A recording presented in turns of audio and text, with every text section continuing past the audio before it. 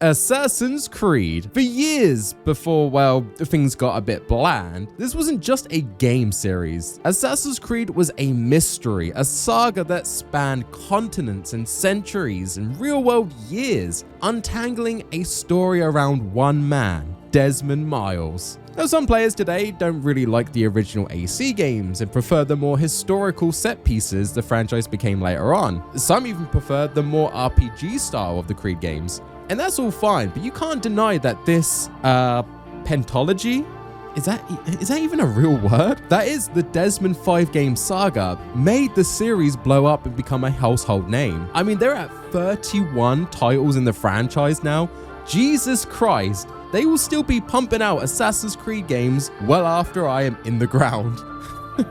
So today I want to look at Assassin's Creed 1, 2, Brotherhood, Revelations, and Assassin's Creed 3 to see if the Desmond story was actually really that good, if these games hold out on their own compared to later titles, and if the modern day story was really that good or just an unnecessary addition to the franchise. Now, I've covered all these games in their own separate videos on the channel, but if you're like me, you like to binge watch content in very, very long videos. This one's for you. I'm pretty sure this is a pretty long video.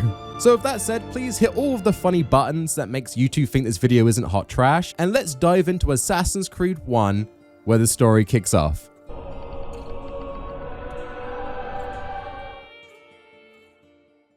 Assassin's Creed.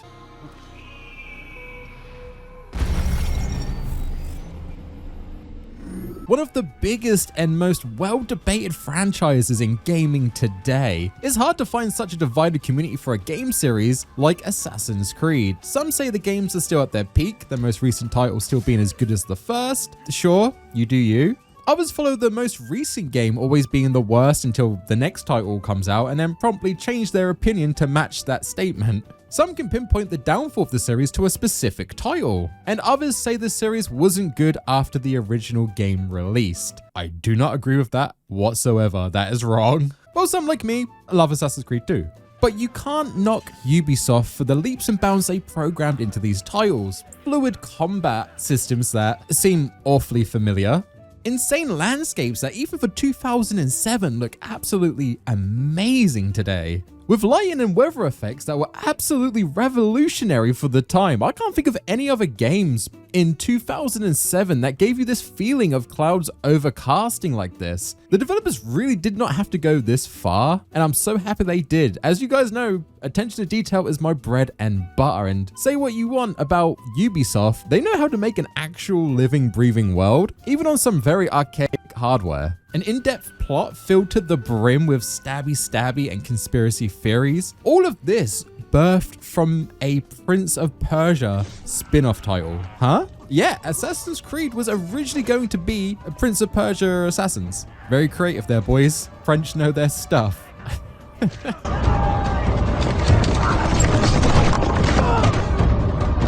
It's super interesting to me as someone who absolutely loved Prince of Persia Sands of Time way back in, oh dear God, why? Guess I'm officially Unk status now. Life is pain. Seeing some early development footage is kind of crazy to me for this game. Originally, Altair, or just the protag for Assassin's Creed 1, was going to be a female assassin, but, and to quote the developers, they thought women were too hard to animate. I guess the technology just wasn't there yet. Because as you guys know, this, perfection. Ah, no, maybe they were just lazy. I mean, they reused the same model of two characters in the game and just said they were related. You know, that genetic component that passes through generations. Lip trauma.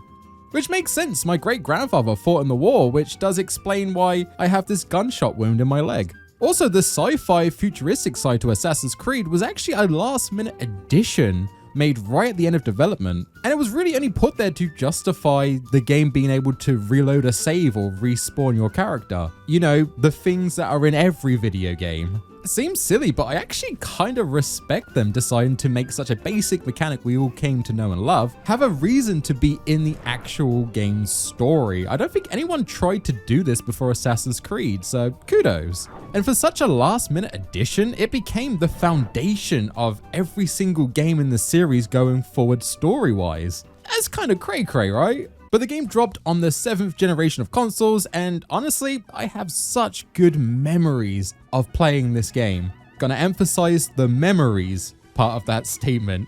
Most of that got shattered playing through this again for this video, but we will get to that. Oh boy. Now, I wouldn't say I'm a massive Assassin's Creed fan. I played the games right up to Assassin's Creed 3. You know, the 5th game in the series. Wait, no, that can't be right. Oh, sorry guys. My mistake.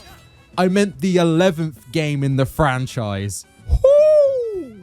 I judged you so poorly, my friend. Now, I know what you're thinking, but Ty, you stopped playing right before the good one. I don't know, man. These games started dropping every single year, and they got bigger and bigger in scope, and it was just too much. After playing Assassin's Creed 3 and not really liking it that much, I never went back to the franchise because it just got too tedious.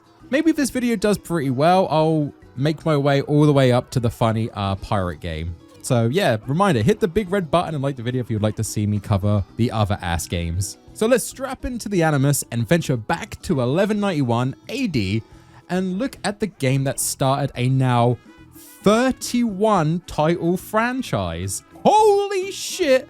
Again, Mickey, my boy, I'm so sorry. And see if Assassin's Creed 1 was really that good.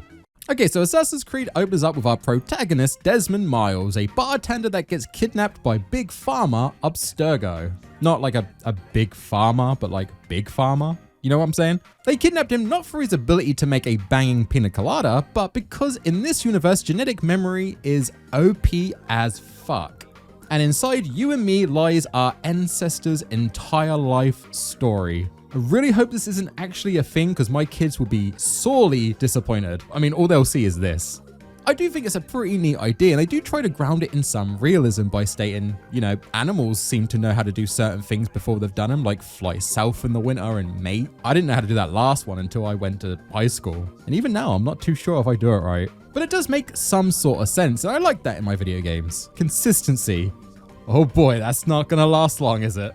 It makes me think of like my ancestors. Way back in the day, my ancestors were actually blacksmiths in this little old island of Britain. So yeah, it would be cool to look back at that in real time. Anyway, Desmond comes from a group of assassins, and Abstergo wants to find something that group had way back in before toilet paper time. Now, Desmond does know that he does hail from the assassins, but doesn't want anything to do with them, and Abstergo doesn't actually really care, as they just want his genetic memory. And they use this thing called an animus to recount Desmond's ancestor Altair's past till they find a piece of Eden that was lost in that time. Now, the game splits between the Crusade times with Altair and the modern day with Desmond. And man, I'm gonna get this out of the way right now. The modern day parts are boring. The game slows to a crawling halt with these sections. I mean, it's nice to get more context of what's going on and why we're doing things, but man, do they drag this out. Some explanations they really take their sweet time with. It isn't until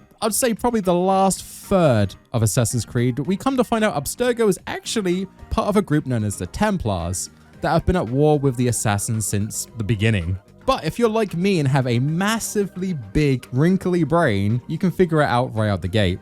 What is it then? Now that would Yeah, that's a cool pin you've got there, Doc. Wait, is that the Templar logo?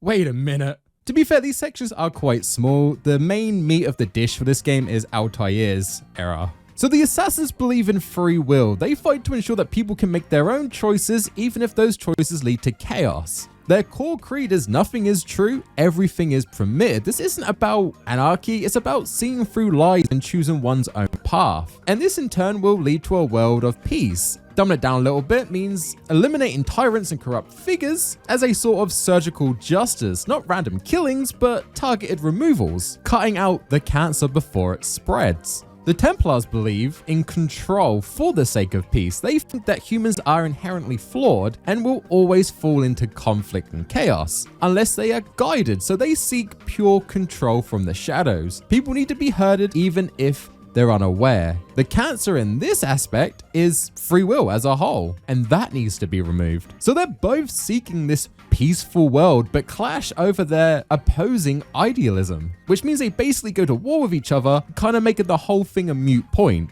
You guys need to just like sit down and have a chat. Kind of wild. But I find it very interesting, and we'll dive more into that aspect of the story as we progress through Altair's timeline. But speaking of which, back to Altair. I need money, sir. I'm poor, I'm sick and hungry. I beg of you, sir. I beg of you. Shut up, bitch!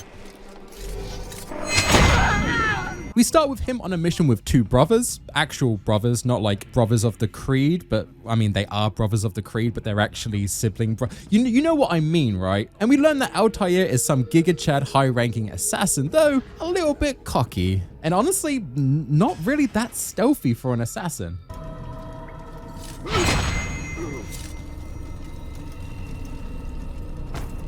Oh God, was that a low-profile kill? I feel like everyone knows that man's dead. Altair tries to 1v1 Robert, a high-ranking Templar, and honestly gets skill diffed, which to be fair, is deserved. We kind of just walked up to him and said, yo, we're gonna kill your ass. Blood. No! You know not the things in which you meddle, assassin. It's not really blade hidden in the crowd-esque, you know? Guys, his back's turned. Could you help a brother out? Not like an actual sibling brother, but like brother of the... He slaps our Middle Eastern ass, and we run home to tell Al-Mulim, the leader, what transpired and that we were unable to retrieve the Piece of Eden. Fortunately, one of the brothers, Malik, lends us a hand and brings the Piece of Eden. Unfortunately, he forgot to ask for it back.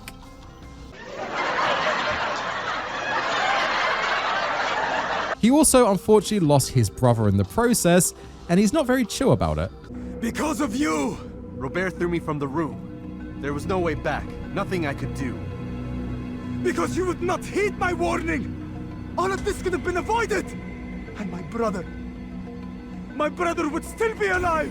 Al-Mulim pissed that we broke, honestly, every creed in the process of failing this mission, which is not to kill innocents, to hide in plain sight. And what is it you want? Blood. No! I mean, granted, we are in plain sight. No, this might be a gray area situation. And not to compromise the Brotherhood. And yeah, Altair kind of checked all those off. This guy was really one of the best assassins. Uncle Al gives us an appendectomy and sheds us of all of our gear and rank, making us a filthy casual again. So in order to climb the ranks, we must kill 8 targets on Al-Mulim's kill list, and right there is your video game. That's it. That is the core loop right there. Do the same thing 8 times, credits roll.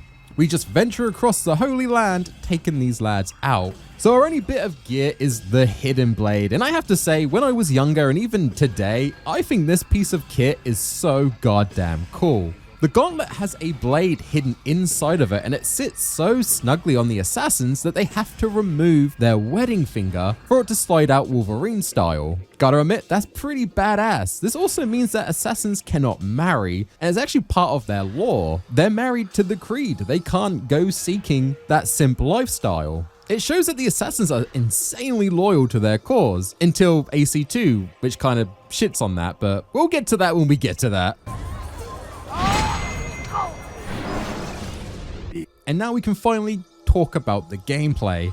So Assassin's Creed uses what it coins the puppeteering system. Each button is designed to use part of Altair's body. Head being the Y button on a PlayStation controller, the right and left arm being the corresponding side buttons, square and circle, and X being the legs. This is a neat idea when it actually works. I'm sorry to rag on a game that is likely the senior to most of my viewer base, but it does not work. It's less about inputting the right command, and it's more if Altair just feels like doing what you've told him to do. More often than not, he'll just do whatever he feels like, regardless of what I've pressed. And some of the core gameplay mechanics that we've already got to experience at the start of the game, and which are later mandatory mechanics in the Assassin's Creed franchise, are stripped away from Altair. And I just find this so bizarre. I get what they were trying to do, kind of like a Metroid Samus-esque thing. Have something for you to work towards. Altair gets better and better as you progress. But not only losing all of his weapons, which does make sense, he loses abilities like being able to grab ledges or tackling through a crowd. Like, this is very basic stuff that we do not have access to now. And one of the huge ones is counter moves. Losing all of this stuff in the first assassination target, even though it's the easiest one, almost makes the game near unplayable to me. Fighting without parry is just tedious. It makes every conflict something you just want to run away from. The parkour just feels janky without being able to grab ledges. And I know it was the first title, it needed some TLC, but they had the movement in combat down. Towards the end of the game, it feels like an Assassin's Creed game. The movement and parkour feels a bit more fluid. The combat seems better. It's still not great, but it feels better than it did at the start. They nailed this right out of the gate for this game and then take it away. And I do understand what they were trying to do, but they made the game far worse by taking away some of the core abilities. It should have just been the equipment, in my honest opinion. Sure, I'm spoiled from later titles, and they do learn from this. Going forward, they don't really do this again. The stuff they take away in Assassin's Creed 1, you never lose in later titles. But that doesn't mean I'm going to give it a pass. This ruins my experience. And I don't care what you say. It's my channel. I will bitch about a nearly 20-year-old game if I want to. I don't have much going on in my life, but this makes me feel something. So the core gameplay loop. Altair ventures out to a city on horseback and learn some information by scanning the area on a viewpoint. This will open up some side missions on your mini-map. You have to then go complete these, about 3 each time you want to take out a target, and then you're able to go do an assassination attempt. Rinse and repeat 9 times. Now, I get it in the first assassination target, and I thought this was just tutorial. Teach me that, oh, I can learn gossip through the crowds, or I can help other assassins out by collecting flags. What's with this game of flags? But I thought after the first target, I would then be left to just do what I want, and that's not the case. You have to do this every single time, even before the last assassination attempt, hours into the game. It is pure tedious.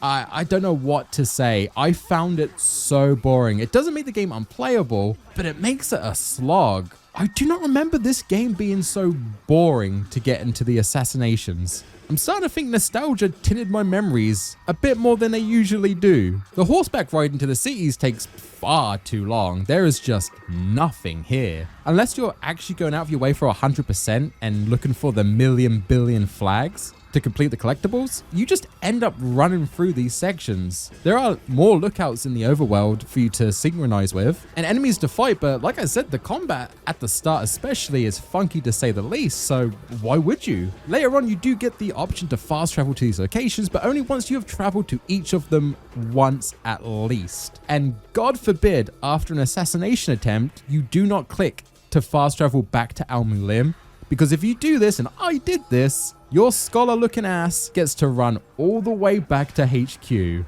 Ugh. Like I mentioned, my biggest gripe with Assassin's Creed 1 is having to do the lookouts to find missions to progress the story. Now, later games, this makes sense. You open up the world and you can find missions to do or collectibles to find, all optional stuff. That I get. Mandatory missions should always be on the HUD, because doing this outstays its welcome very quickly. There are a lot of viewpoints in each of these cities, and you have no idea which ones you need to climb and sync with to show you the missions you need to do. It's just trial and error until you find the right viewpoint. And you need to find 3 of these missions and complete them before you can actually do an assassination. So you just end up running around the city like a madman, constantly getting spotted by archers and guards, and hearing this sound non-stop.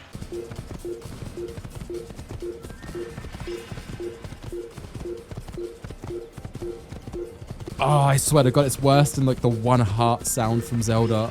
Oh.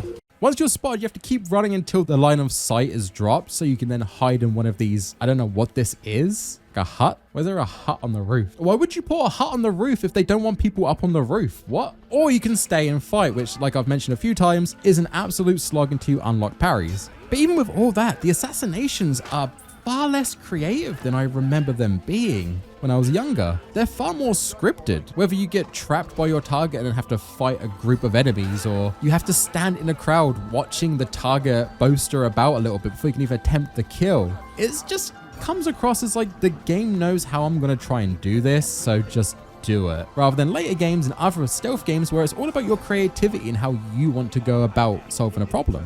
For example, you have to take out this target who's about to execute a bunch of folks, including one of your own, an assassin. While finding information for this target, you find out that there's going to be a bunch of archers there, so me thinking I was being a big brain, decided to take out the archers before I progressed to take out the target, thinking I'll have an easier time. So I did just that, and then realized, oh no, I have to drop down into the crowd to trigger the mission first, and once I did that, everyone I killed respawned. Okay, what a waste of time. I just remember so much more freedom in AC1. So I thought, okay, I'll just go do that again, which I did. And then I didn't realize the lunge assassination from the sky was not in Assassin's Creed 1. I think it was introduced in Assassin's Creed 2.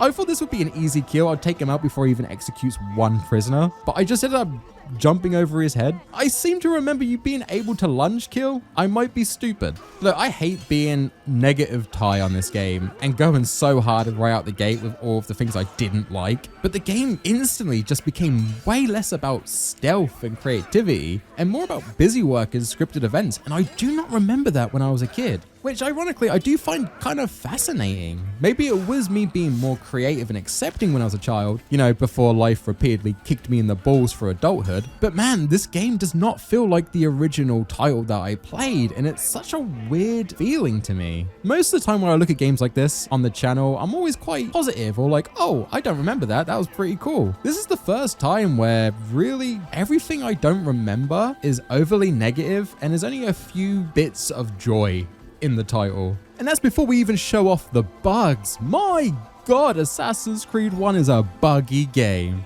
I'm sure you made the argument that it's the Animus. The Animus is glitching out. Oh no. My God, the game just does not run well. Go to God!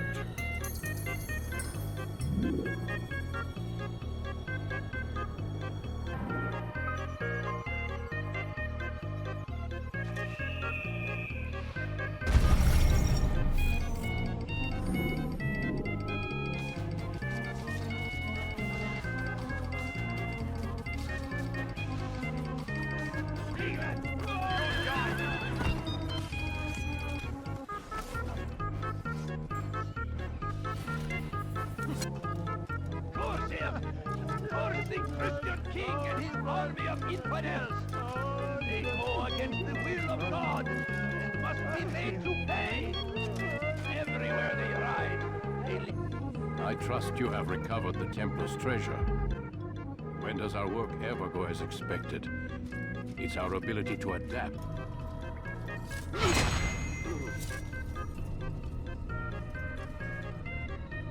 But that's not to say my whole experience was overly negative. There are things I love about AC1. Altair is, well, kind of wooden, to be honest. You have already broken 2 tenets of our creed. Now you would break the 3rd. Do not compromise the Brotherhood. I am your superior, in both title and ability. You should know better than to question me.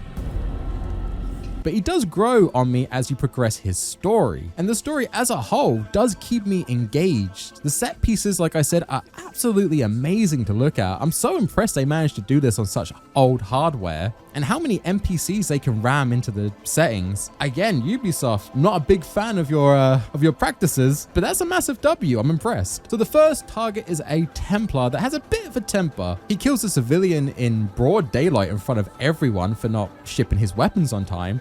then you should have kept your mouth shut. No! Stop! Stop? I'm just getting started. No! Stop!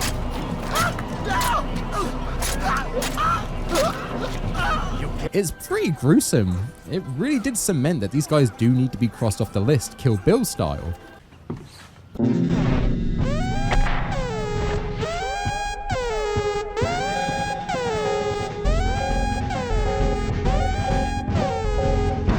Unfortunately, doing that is very easy.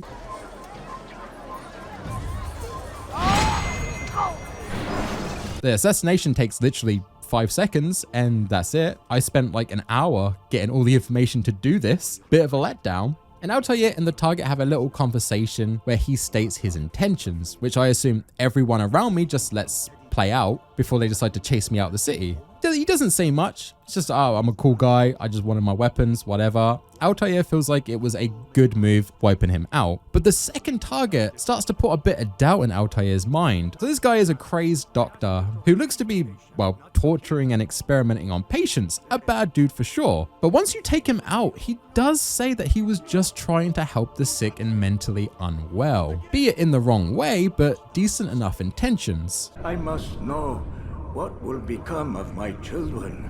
You mean the people made to suffer your cruel experiments? They'll be free now to return to their homes. Homes? What homes? The sewers? The brothels? The prisons that we dragged them from? But men and women full grown. In body, perhaps, but not in mind, which is the very damage I sought to repair. And this makes Altair a bit confused. This guy thought he was, you know, doing good, trying to help the city out. So why was he a target on Al-Mualim's list? Well, once we cross him off, you start to see these patients that he was quote unquote healing walking around the city, and they are so obnoxious. They will knock you about, they attack civilians, they cause issues all the time. I got so annoyed with them at one point, I just killed one. Doesn't that make me the same as the doctor I just assassinated for being a bad guy? Maybe what he was doing wasn't so bad, and Altair feels the same. And I find that so fascinating. I love that about this game. Sure, some are just straight up bad guys, destroying literature because they don't agree with what they say, or just straight up selling off slaves. Yeah, on paper, these guys are bad, but when you do take them out, they justify it by saying, yeah, I'm selling slaves off, but these are people the city don't want here anymore. Criminals, ladies of the night, even the guy who's just burning books and his own men. You love your precious writings? Yes, of course. Then join them! Claims that he's just burning the books because they're spreading false truths to people and making people not understand how the world really works. It's great. Honestly, the best part of the game is this. I love that the player and Altair comes to the same realization together. Sure, Templars equal bad, but some of their ideals don't differ too much from what the assassins think. They're both seeking a more peaceful world, but honestly both coming at it in the wrong way. This shakes up Altair's faith, and it's, like I said, great writing. Gameplay wise, each kill will reward Altair with some new equipment and his abilities come back. Thankfully, by target 2 we get the counter, and by the 4th we get the ability to hold a ledge. So the game is actually playable again. I just wish they didn't pad out the game with the lookout sections and the boring mini games you have to complete back to back, and these don't change that much. Sure, they're short, they don't take long at all, but it's such a slog. Later games get crucified for being far more busy work than the original titles, but I don't agree. I think that was baked into the conception of this franchise, and it's far worse in Assassin's Creed 1 than I think in later titles. Anyway, while Altair's killing off people on his kill list, in modern day, the assassins are trying to free Desmond, and they fail. Here, have a listen. Threat's been neutralized. Looks like the cavalry won't be coming. Cool. That was worth distracting me from the actual video game. Back in Altair's time, word of our deeds has spread, and the last couple of targets start to get a little bit spooked at the idea of an assassin. One has a full-on crash out at a scholar for this. You are mistaken, Master Sibrand. I would never propose violence against any man, and most certainly not against you. So you say, and yet no one here will vouch for you. I live a simple life, my lord, as do all men of the cloth. It is not for us to call attention to ourselves. Perhaps. Or perhaps they do not know you because you are not a man of God, but an assassin! Never. You wear the same robes. If they cover themselves as we do, it is only to instill uncertainty and fear. You must not give in. Are you calling me a coward? Challenging my authority? Are you perhaps hoping to turn my own knights against me? No. Come on, dude. He's like 70 years old. Could you really see him doing hardcore parkour on the rooftops and taking out hundreds of guards with ease? He doesn't even have a weapon. Speaking of which, I'm glad he didn't notice the other guy in a white robe 2 feet away, completely cladded in weapons. Dodged a bullet there. The last target is none other than Robert, but he does use a catfish and suckers us into a trap. Robert, oh my god, you're beautiful. Now, it turns out Robert is running off to get aid from King Richard, so we follow suit. Now, this shouldn't be a problem. The assassins don't really get involved with politics outside of the Holy Land, so King Richard shouldn't really care about us. But some of the 9 people that Al-Mualim sent us to kill were part of his army or his people, as well as the Templars. So Altair kind of goofed up here. Might be, I guess. So we have to go beg this British lad not to curb stomp our entire people, or we're not going to see past the Third Crusade. Before that though, I want to talk about Malik. You know, the guy at the start of the game who can no longer jump rope? Well, as he's not really a good assassin now, he's become one of the heads of the assassin bureaus that we head to at the start of each city. And of course, he hates Altair's guts. But throughout the game, as Altair grows and starts questioning his kills and his own philosophies, he starts to connect with Malik a lot more. And right before the last showdown in the game, they absolutely bro out, and it's a nice moment. Before I go, there's something I should say. Be out with it. I've been a fool. Normally I'd make no argument, but what is this? What are you talking about? All this time, I never told you I was sorry.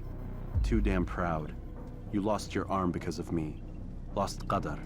You had every right to be angry. I do not accept your apology. I understand. No, you don't. I do not accept your apology because you are not the same man who went with me into Solomon's temple. And so you have nothing to apologize for. Malik. Perhaps if I had not been so envious of you, I would not have been so careless myself. I'm just as much to blame. Don't say such things. We are one. As we share the glory of our victories, so too should we share the pain of our defeat. In this way, we grow closer. We grow stronger. Thank you, brother.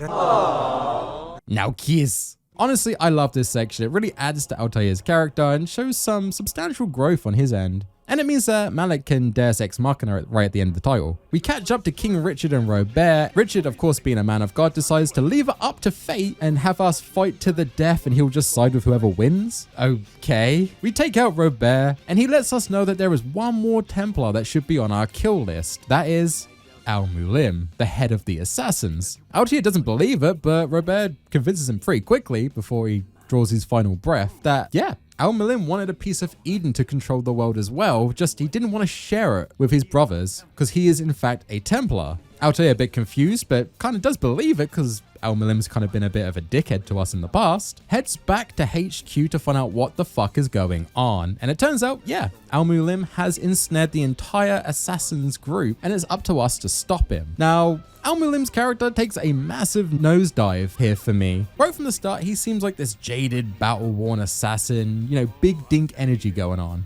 But here he turns into the classic, hehehe, look at me, I'm evil type of villain, you know? It's just out of nowhere and it kind of shits on his character. Maybe that's the point? I don't know. It feels like the game's wrapping up pretty quickly. Al-Mualim summons all of the targets we had to fight off in the past, who we take out very easily, like way easier than when we took them out originally. And then we fight Al-Mualim, who can just one-hit Altair sometimes.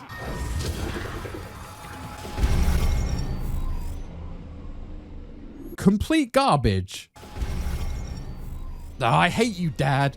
Through stages of the boss fight, Al-Mualim will do some information dumping. I do like how they play into the Bible a little bit here, stating that like the seas didn't get parted and water was never turned to wine. It was just someone using a piece of Eden. And all that does is give people illusions and captivates people with those illusions. It's pretty neat, but we defeat him and the piece of Eden shows us where all of its brothers and sisters are. Dear God, look at all the sequels.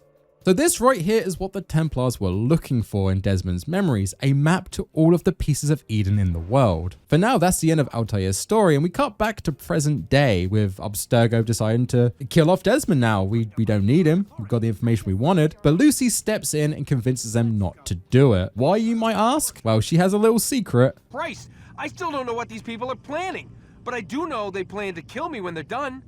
I am screwed, okay? What do you want me to do? Just try and have a little faith. You're a woman. And that's the end of the game. Desmond now has the ability to use eagle vision and can see a bunch of the Ratman scrawlings on the wall. I just realized I didn't actually mention eagle vision in the video. Eagle vision is something that the assassins have where they can just tell targets apart. That's really it. But now Desmond has it in modern day because he used the animus, and apparently it does transfer some skills when you're playing around in it. Well, we'll dive more into that in Assassin's Creed 2.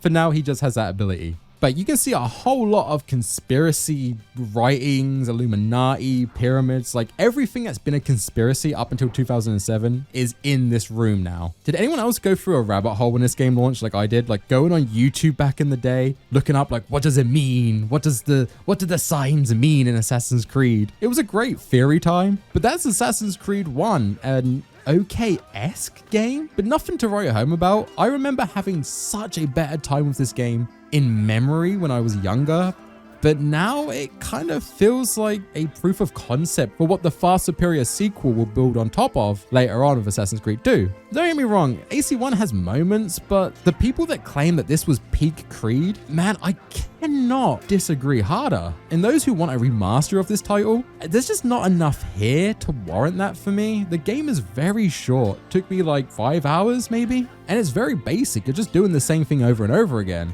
Sure, I'd like a more stable version of the title, but a full remaster just kind of feels silly to me. But regardless, it was a breakthrough success and sold like over 8 million copies in the first couple of years. Most gamers worth their salt have had a run-in with this franchise. That's how big it's gotten. And sure, it's fallen on hard times now, but I do think it's a series that's going to probably outlast me at this point, especially because I'm old. But it's not really that good.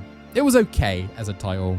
I just don't think it deserves the insane praise it gets. And all of those praises, in my honest opinion, should be saved for AC2, Brotherhood, and Revelations, as those three are like my absolute favorite. But I might be wrong on that too. It seems my nostalgia cannot be trusted, especially with this franchise. So if you want to see me cover those games, let me know in the comments, and also tell me your thoughts and opinions on AC1. Like, mine's not lore. Mine didn't even make that much sense. I'm not good at doing these videos. But one of the best parts about making them is that I get to chat with you guys in the comment section after a video launches, so go wild. I'll see you down there. As always, thank you for watching the video, and a special thank you to the guys and gals that support me over on Patreon. I love you all so much, and if you'd also like to support me and get a shout out at the end of every single video, hit the link, sign up. Thank you so much, Pitstab, Altair, Chris Spicer, and Critical Quacker. I'll see you guys in the next video. As always, stay safe out there and stay fashionable, gents. Tie out, peace.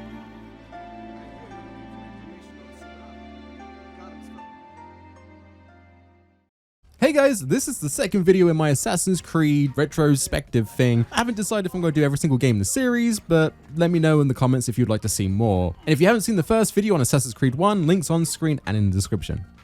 So Assassin's Creed 1, despite its flaws, was a revolutionary title, and even Ubisoft knew this would be the case, as development for Assassin's Creed 2 started before Assassin's Creed 1 even hit store shelves. Okay, I'm gonna be honest, I can't tell if this is incredibly smart knowing that it was gonna be such a massive success right at the gate, or if it's just greed. And judging by later titles, I think it was the latter. Regardless, gamers would only have to wait 2 years for AC2 to launch in 2009, and I remember getting so incredibly hyped for this game. The trailer looked so cool, and the Renaissance period for the title had so much more character than what we had with AC1. I was so excited. Like I mentioned in the first video, I absolutely loved AC1 despite its flaws when I was a younger, more or less defined Thai. Granted, that all changed when I replayed the title, but anyway, that's the other video. But there was a lot riding on Ubisoft to make a sequel. So what do? Do you just try something completely different, or do you just replicate the exact same formula that was so well received in the first title? Well, there is a third option. You could just improve every single aspect of the first game, and that's just what the developers did. First game was too repetitive.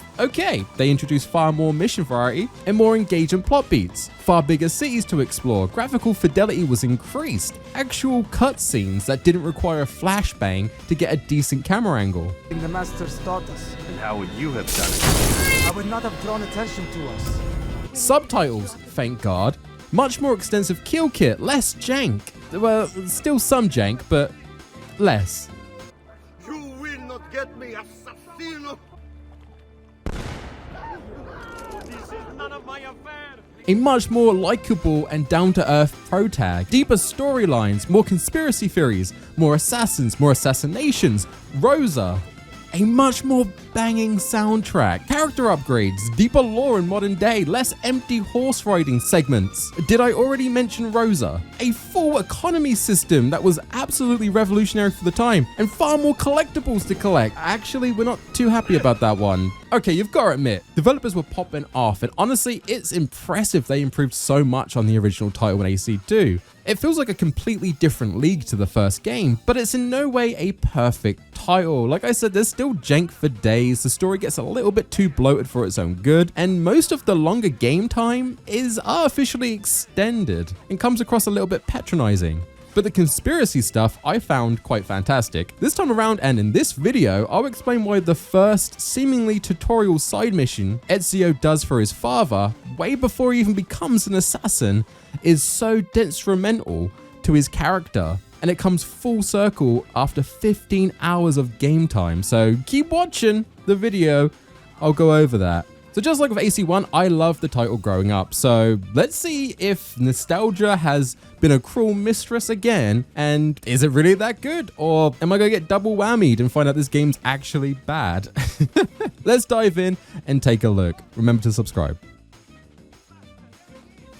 Okay, so Assassin's Creed 2 starts directly after AC1, which ended with Desmond looking at Subject 16's conspiracy Reddit post all over the wall. Lucy bursts in covered in blood to help rescue Desmond, and you can already tell the models have had a massive upgrade from the first title. We quickly download some data from the Animus about another one of Desmond's assassin ancestors, Ezio Auditore da Firenze, and also some information from Subject 16's trips in the Animus. More on him later, it's kind of weird. And the duo escapes Abstergo, and Desmond, after virtually playing around as an assassin for so long, has a little bit of swagger in his step. To be fair, after making the last video, I walked around my house the same way. Shame he's not very good at fighting still. Lucy! Lucy, help! Lucy, I'm getting my ass kicked. Now you might be wondering, what did the Templars do once they got the map to all the pieces of Eden at the end of Assassin's Creed 1? What are they planning to do with them? Who were the mysterious figures watching them as they did their sessions? What does it all mean? Don't worry, none of that gets answered in this game. AC2, rather than answering questions that were brought up in the first title, decides to just ask you more questions, and it's as infuriating as it sounds. After escaping Abstergo, we meet up with two other assassins, Rebecca Crane and Sean Hastings. Oh man, I hate Sean. What's all this stuff for? This stuff, Desmond. Oh, this stuff is nothing special, really. This stuff is just the stuff that keeps our entire operation from falling apart, really.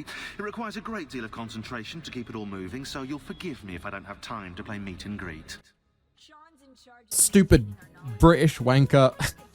He's just a dick for no reason, and it feels like this guy always plays the exact same character in these games.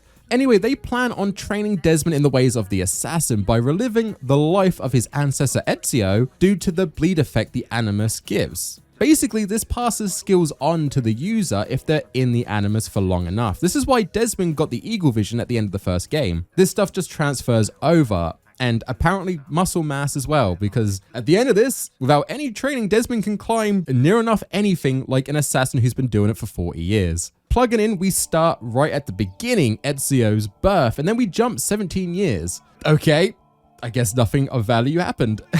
Get used to that. We'll be time jumping a lot in this title, and it gets a little bit ridiculous later on. Ezio is now a rebellious teenager, voiced by Roger Craig Smith. Yep, we're playing as Sonic. You're too slow! I gotta hand it to Roger Craig Smith. I think he does a fantastic job as Ezio. It's one of my favorite roles he's done. Ezio, I should have known. May I come in?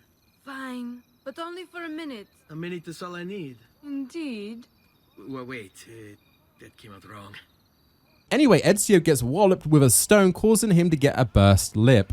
Oh my god. Oh. They actually writ a lore reason why Ezio has the same stupid scar Desmond has in present time. Oh, it's so stupid. I can't even make the excuse from the last video like they were just lazy using the same models. They already had a model of Ezio without the scar. They did this on purpose. It's so stupid. This is not how it works. I get that it's just so you can link Ezio and Desmond as being part of the same heritage. Sure, whatever. I'm gonna move on. I don't want to become the Assassin's Creed lip scar guy on YouTube, so he's at odds with another house, the Pazzi, and they don't get along too well. They have a big brawl and we go into a full-on mob fight, I guess. This is kind of ridiculous. Was Florence like this back during the Renaissance era? Just people beating the shit out of each other? After the brawl and several cases of manslaughter,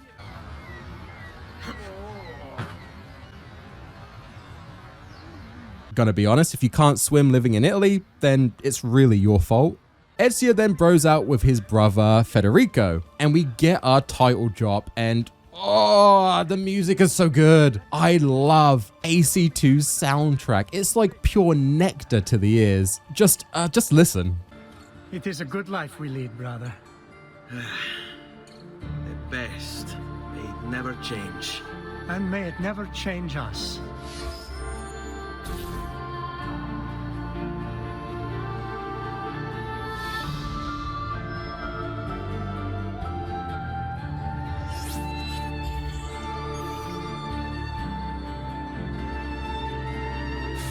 Before heading home, Ezio decides to make a house call to his girlfriend and gets a little sus. It's crazy, I thought Heavy Rain was the first title to do the press button to bang. So Ezio works for his father Giovanni by delivering messages across Firenze, which seems like tutorial stuff, and it kind of is, but this is very important for things to come for his character. Do not forget Ezio's part-time work as a Royal Mail postman.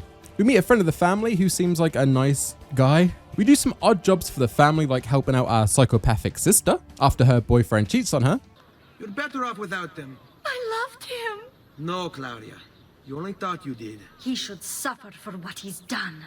Wait. Dude, that was such a sudden 180. I actually think I have whiplash. So the insanely well-named character Duccio, I love it, is cheating on our sister because, well, she wouldn't sleep with him. Maybe your sister shouldn't be so stingy with her virtù. Pretty disgusting, and we politely tell him to leave her alone.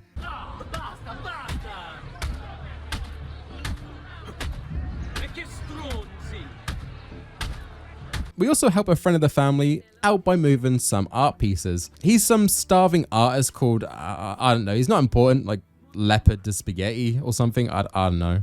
Anyway, this playboy lifestyle comes crashing down when the Auditore family gets framed for treason. Luckily, we didn't get snapped up by the guards, so we sneak where they're holding them prisoner to ask Giovanni what the hell was going on. He instructs Ezio to go back home and find a secret chest and then take some messages to Alberto, the totally nice calorie disadvantaged guy we met earlier, to try and sort this whole mess out. In the secret chest, we also find a weird blade and a strange robe in Dad's collection. So, of course, why not we test out the fit?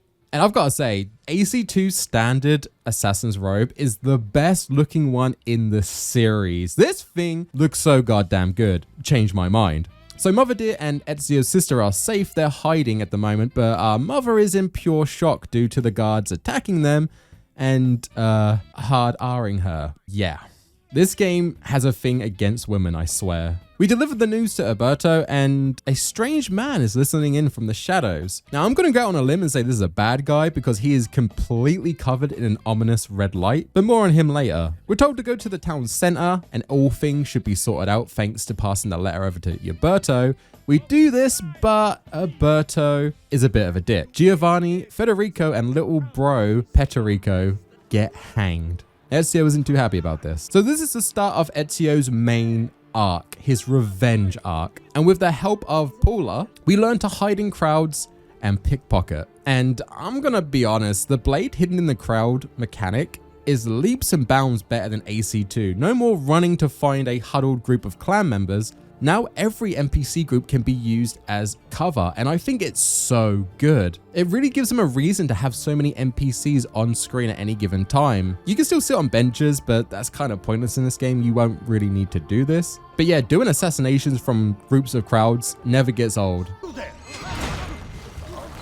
Now we need a weapon, and the hidden blade that we got from our father is broken, so Ezio reaches out to the spaghetti to try and fix it, and he does just that. The only issue is, to make it work, we have to remove our wedding finger, just like the assassins before us. Ezio begrudgingly agrees until Leopard decides to say, hey, I tweaked it so you don't have to do that. Oh, okay. So we're just completely shitting on the coolest part of AC1's lore. It's fine.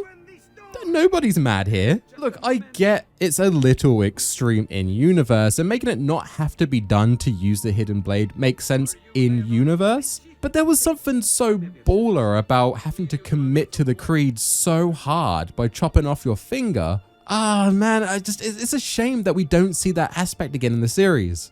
Anyway, Ezio's now ready to get some revenge. Using our insane bat hearing, we find Uberto. You have overstepped your bounds, Uberto. Who are you to speak of bounds? You who have crowned yourself Lorenzo di Medici, Principe of Firenze. I've done no such thing. Lies the Pazzi. Is that what this is about? Be careful with your words, Lorenzo. You might attract the wrong sort of attention. And we take him out, stealthily. Ooh.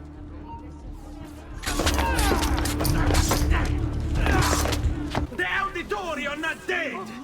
I'm still here! Me! Ezio Auditore! It's like I was never there. Now here we do get some documents that goes into the lore of Uberto a little bit more and tries to humanize the character like they did with AC1. So he betrayed his friend Giovanni because the Templars offered him a crap load of money and the means to support his very sick wife. That's pretty cool. Wish that was talked about in a cutscene or something, not hidden in walls of text. It kind of comes across like it was added last minute, and we don't really get too much more of this throughout the game, so I'm not going to touch on it. I just find it a little bit weak. Reading's not my strong suit, or even writing. My script is literally just a PNG of Rosa right now. I'm just staring at it while talking.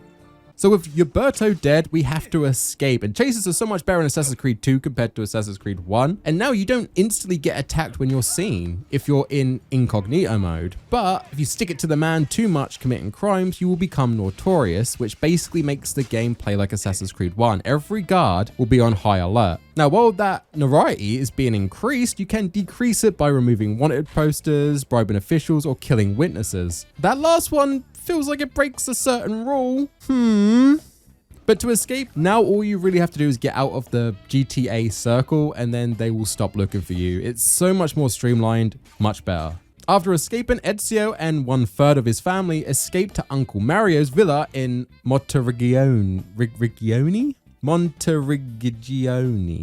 Mario makes a very, very obscure reference you might not have noticed when you first played the game. Don't you recognize me? It's me, Mario! Now, Mario just straight up lore dumps on Ezio through this section, telling him that his family are assassins and that the Templars aren't very nice to them. Ezio, quite base, just says, I really don't care, and wants to run away with his family, but does slowly get groomed by Mario in the ways of the assassins, and kind of gets pressured into taking on his father's mission, killing off the list of Templars that betrayed him and who are planning some misdeeds. Seems very familiar. Our first target is the little Patsy boy, was that a slur? Who we take out very respectfully. Pezzo di merda! Vorrei solo che avessi sofferto di più!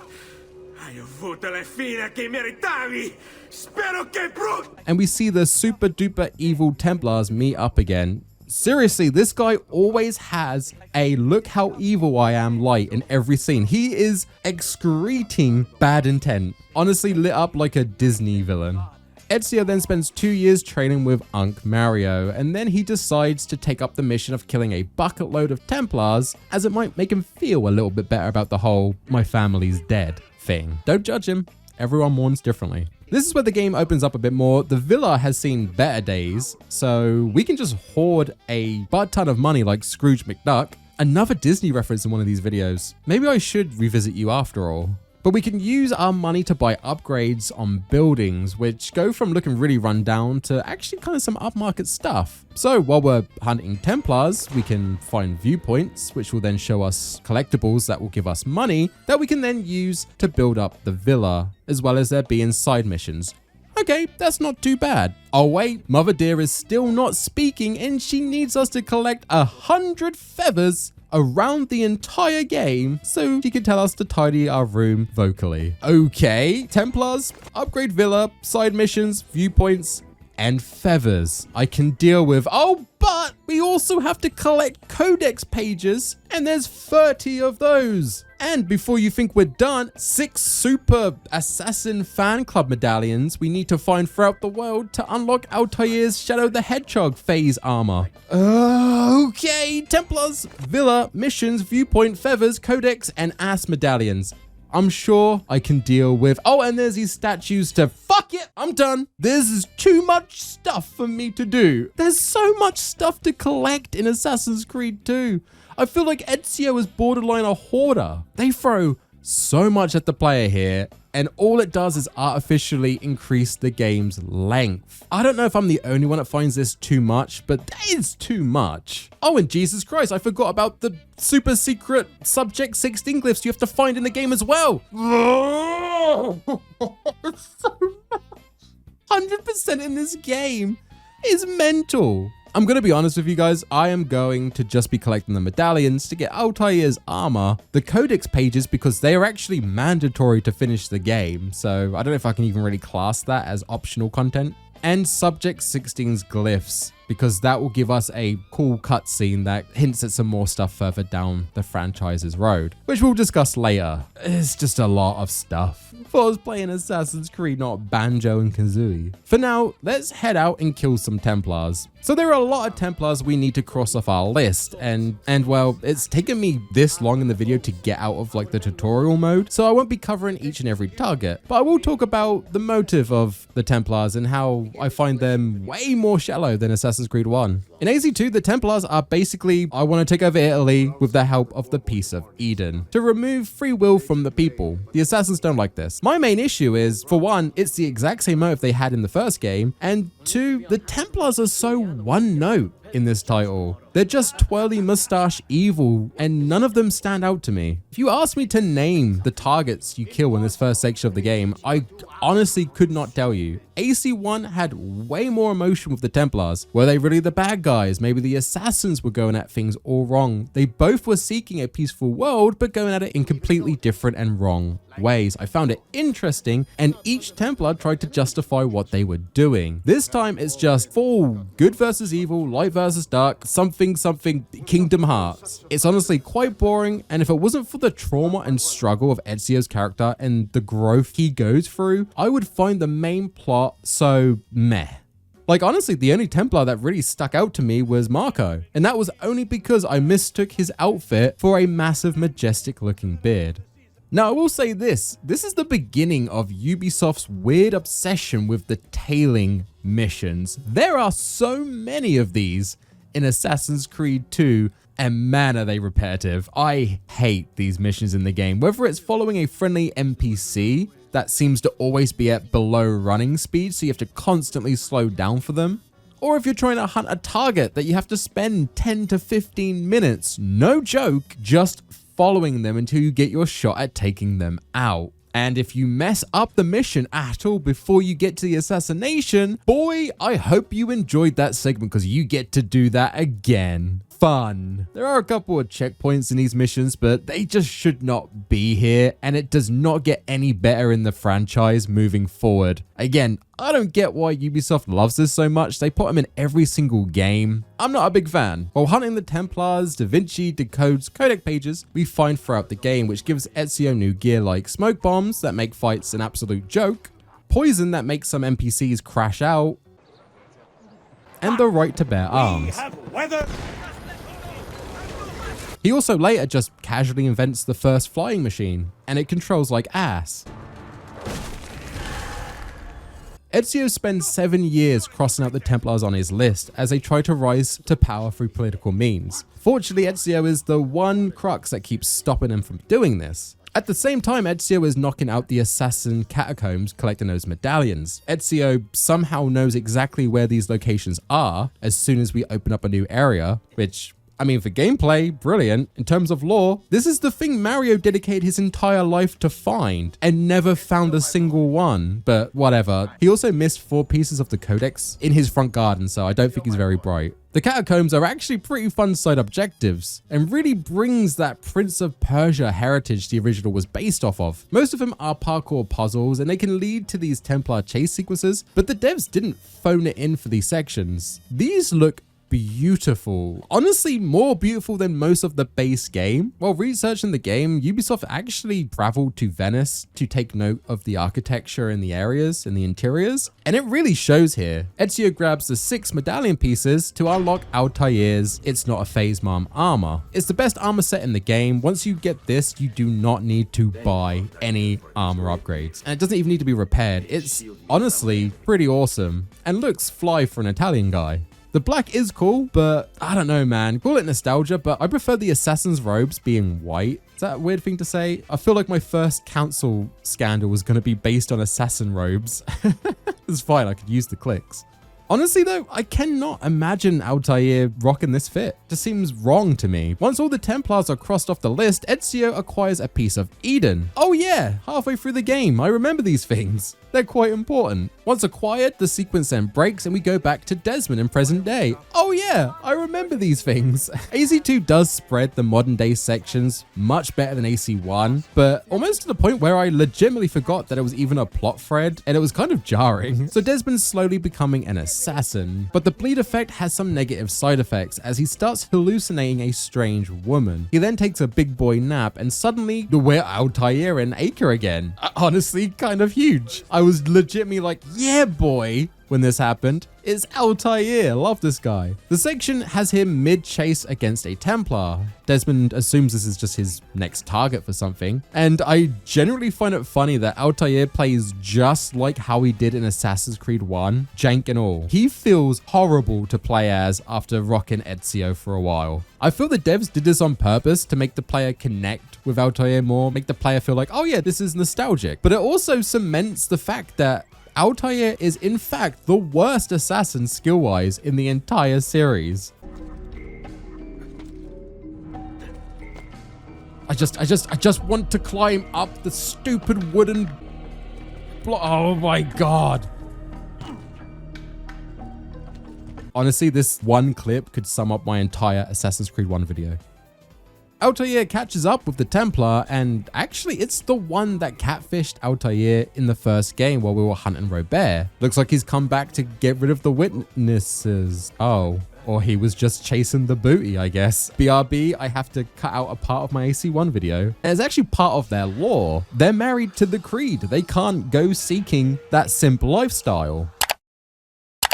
After a night of Netflix and leap of faiths, he dips, but the camera stays with the Templar Maria. This actually implies that the rest of Altair's family tree, leading all the way down to Desmond, is actually a mix of assassin and Templar. Honestly, pretty interesting. Shame it doesn't come up for the entire rest of the game, just like every other cool thing in Assassin's Creed 2. It's just thrown at the player as a little bit of, hey, isn't this cool? We're not going to explain it. Anyway, on to the next cool thing. They're obviously going for a Desmond hails from both worlds type of story. He has a bit of assassin and Templar in him, but it's just another plot thread to bear in mind at the moment, and we have like 40 of these going off at the same time already, and it doesn't get much better moving forward in the franchise. Okay, so back with our boy Ezio, we learned that everyone so far who's given us a helping hand throughout the game were actually Assassino.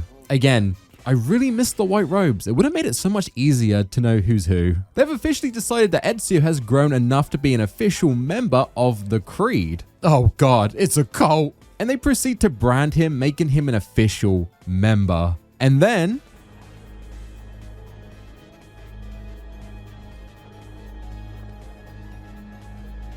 what do you guys do? Oh god, it's a suicide cult. Moving forward, we head to Caterina's castle to store the piece of Eden, but get attacked by some Templars. In the scuffle, Ezio gets stabbed and drops the piece of Eden.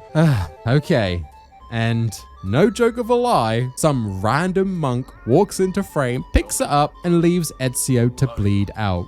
Then 10 years pass. Ugh. So literally we get the piece of Eden, some random dude just pops up and steals it, and it takes us 10 years to then be like, you know what, we should go get that back. We literally lose the most important artifact to some random dude for 10 years. This timeline stuff is a bit ridiculous. Anyway, Ezio all bearded up now, fully on his Marshall Mathers phase. Seriously, does anyone else feel like he looks like Eminem? I can't unsee it. The monk who stole the piece of Eden has taken over Florence, and Ezio has to go over there and kill 9 of his highest ranking employees before he can take out the monk. Welcome to Assassin's Creed 1 in Assassin's Creed 2.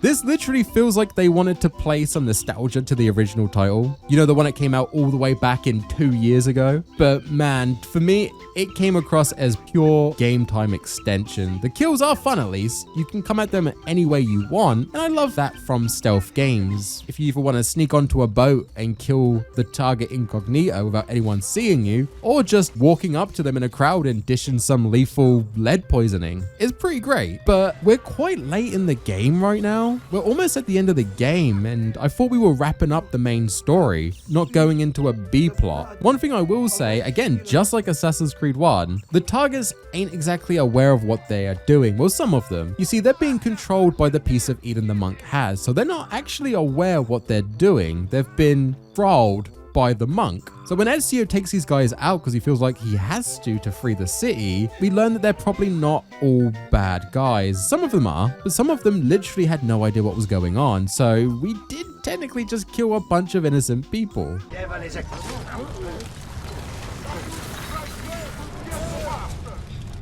What have I done? What have I done? Your actions were not your own. But they were. My own self-doubt let him hold me as he did. I am sorry. As am I. Non è una scelta che compio a cuor leggero. Requiescat in pace. But eventually we take out all the targets, freeing the people, and then we head over to the monk.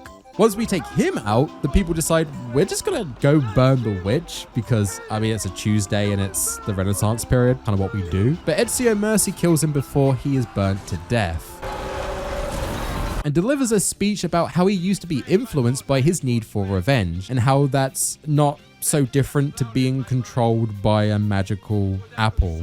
And how being human means having the ability to choose. It's sweet, to be honest, but we did just kill a bunch of innocent people who were stripped of that choice, not due to their own means. So yeah, I don't know who's the bad guy here, but look at little Ezio, he's all grown up. Pat on the back. Now, before the final mission, we have to go collect all the codex pages. Thankfully, I only had 2 to go find and it took me a couple of minutes because I made a point to collect them throughout the story. But if you didn't, this is a massive cock tease right at the final moment of the game. It's literally just a wall saying, you gotta go back out there, son. Collect some paper. Once all the pages are collected, they will show a location to a vault hidden under the Vatican, where Rodrigo, the spooky, ominous light guy, has become the new pope.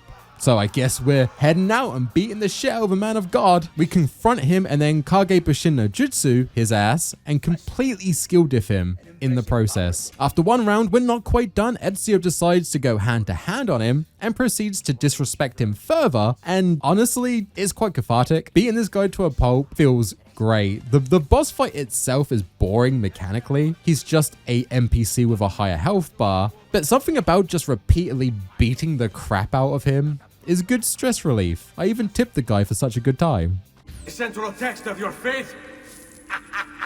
Are you so naive? I became Pope because it gave me access.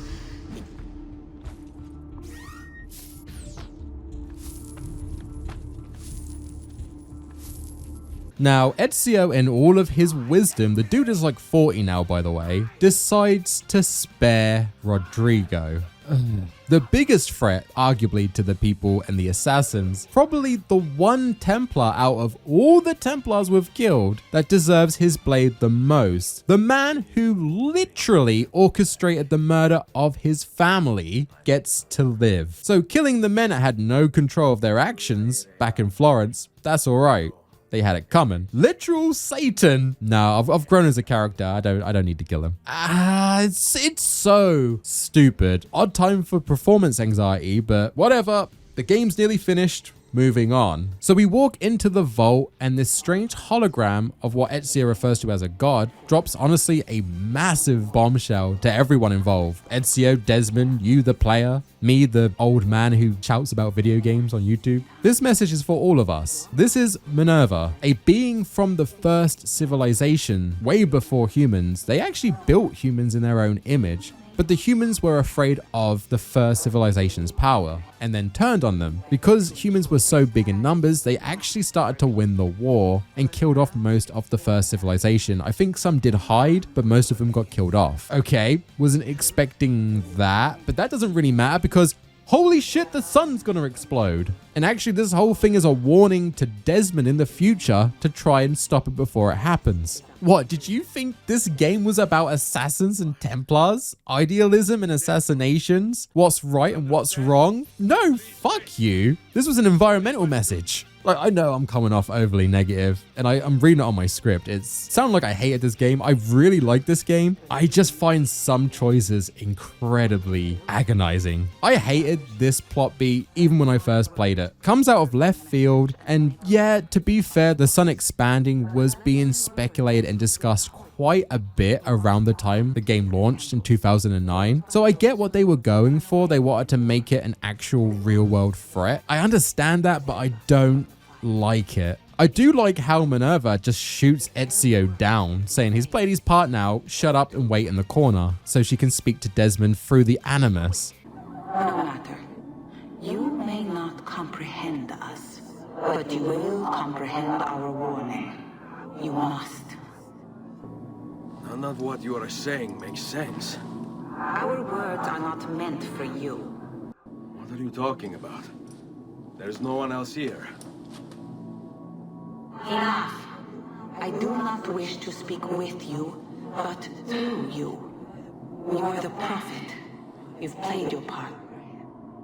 As he's just like a vessel for this message. It's kind of creepy, and the way she looks at the camera kind of makes it feel like she's talking to you, the player. I dig it. And it does roll into Ezio's character like I teased at the start of the video. He was a messenger when he worked for his dad. His entire life was just passing on messages, being a conduit to relay messages to his father's friends and enemies. And that's what he is here. He's relaying a message to his future descendant. It's kind of sad. That's what his role in life is. Throughout the story, we really start to care about Ezio and his plight and really get to know him as he goes through his journey. Finding out he's just some miscellaneous pawn used by a future past woman, it hurts to hear, and even Ezio's a bit confused. This is way out of what he can comprehend. But this does play into Subject 16's story. Oh fuck, I forgot to talk about Subject 16. So while exploring and finding his little YouTube short collection, through the glyphs in different historical buildings, you have to do a little mini game and then you get a 1 to 2 second snippet of a video. Once you collect all of these, it plays out as Adam and Eve running from the Garden of Eden with, you guessed it, a apple of Eden. This just implies that the story from the Bible is actually really real,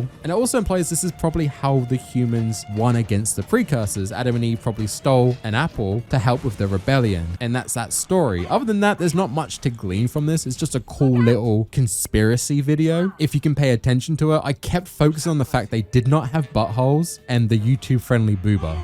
But this is why Subject 16 was so interested in the Renaissance period. But it doesn't really explain why he got so cray-cray and why he took his life. But that will come up later on in the series, just like every other plot thread. So we'll see. After all this, Desmond gets pulled out of the Animus because Abstergo is breaking in. Thanks to the bleed effect, Desmond now plays just like Ezio, so killing guards is insanely easy, and Verdict spouts out about how this is not the last time we'll see him, ha ha ha, evil anime villain, and then he dips. And that's the end of the game. Credits start to roll as the gang heads out to another hideout. And that's Assassin's Creed 2. Boy, I sure hope you didn't come into the sequel expecting to get anything answered, because all you get here is more questions. Who and how the first civilization came to be? Is God real? Why did it matter Altair got some Templar strange? How did Subject 16 find out about all of this? Why is the sun exploding? how did Mario spend his entire life not finding the codex pages outside of his goddamn house? Nothing gets answered. Assassin's Creed 2 is a fantastic ass game. It does everything a sequel should do. It improved on almost every aspect I had an issue with in Assassin's Creed 1. The gameplay is far, far more fun, and the story is it's more in depth. Ezio is by far a much more likable character compared to Altair, and I have to be honest, other than kind of cringing at some story beats and some gameplay mechanics like collecting everything, I really enjoyed my time with this title. I still think Assassin's Creed 2 is one of the best Assassin's Creed games. It's really that good, and it hit home why I love this series, or why I did love this series. But it isn't perfect. It has jank. The plot goes from convoluted to kind of M. Night Shyamalan-esque with all the twists and turns, which some people might like. I found it a bit more irritating. And the reason for that is they obviously already had the next few titles planned. Each title in Assassin's Creed never truly feels like it's a complete video game experience. It's always, how can we push the story further for the next title? They're always thinking ahead, and I get tired of that. It's why I love games like Expedition 33. That is a full package. From start to end, you get the gist of the story, and you walk away satisfied. Assassin's Creed is always leaving you breadcrumbs, so you come back to try and get some answers, and they just never give you them. Now later on, they did learn that people were getting a bit pissed off with this and dropped the whole Desmond plot after the third title and started going for more original games, full packages, but we'll get to that when we get to that. For now, that's the end of Ezio's story. Until next year, where we get another title. If you want me to cover Assassin's Creed Brotherhood, like I always say, let me know in the comment section. From what I remember, I think Brotherhood was peak Assassin's Creed, so yeah, it'll be interesting to look at. Thank you so much for watching this video, especially if you've stomached my British ass all the way to this point in the video. And as always, a massive glazing to my Patreons. Honestly, without you, I'm not sure I'd still be pumping out these videos. The support you give me helps so much more than you'll ever know. And if you would like to join up as well and get a shout out at the end of every single video, click the link on screen and sign up. I've started posting old reviews that for one reason or another I never posted on the channel. The first one was one I did on Bayonetta years ago. These are exclusive to Patreon, so if you're interested, I'll see you over there. But for now, thank you, Pitstab, Ali Tato, Chris Spicer, The Shane 209, Critical Quacker, and Red Fish. You guys are the creed to this guy in the tie's ass. What? See you in the next video. As always, stay safe out there and stay fashionable, gents. Tie out. Peace.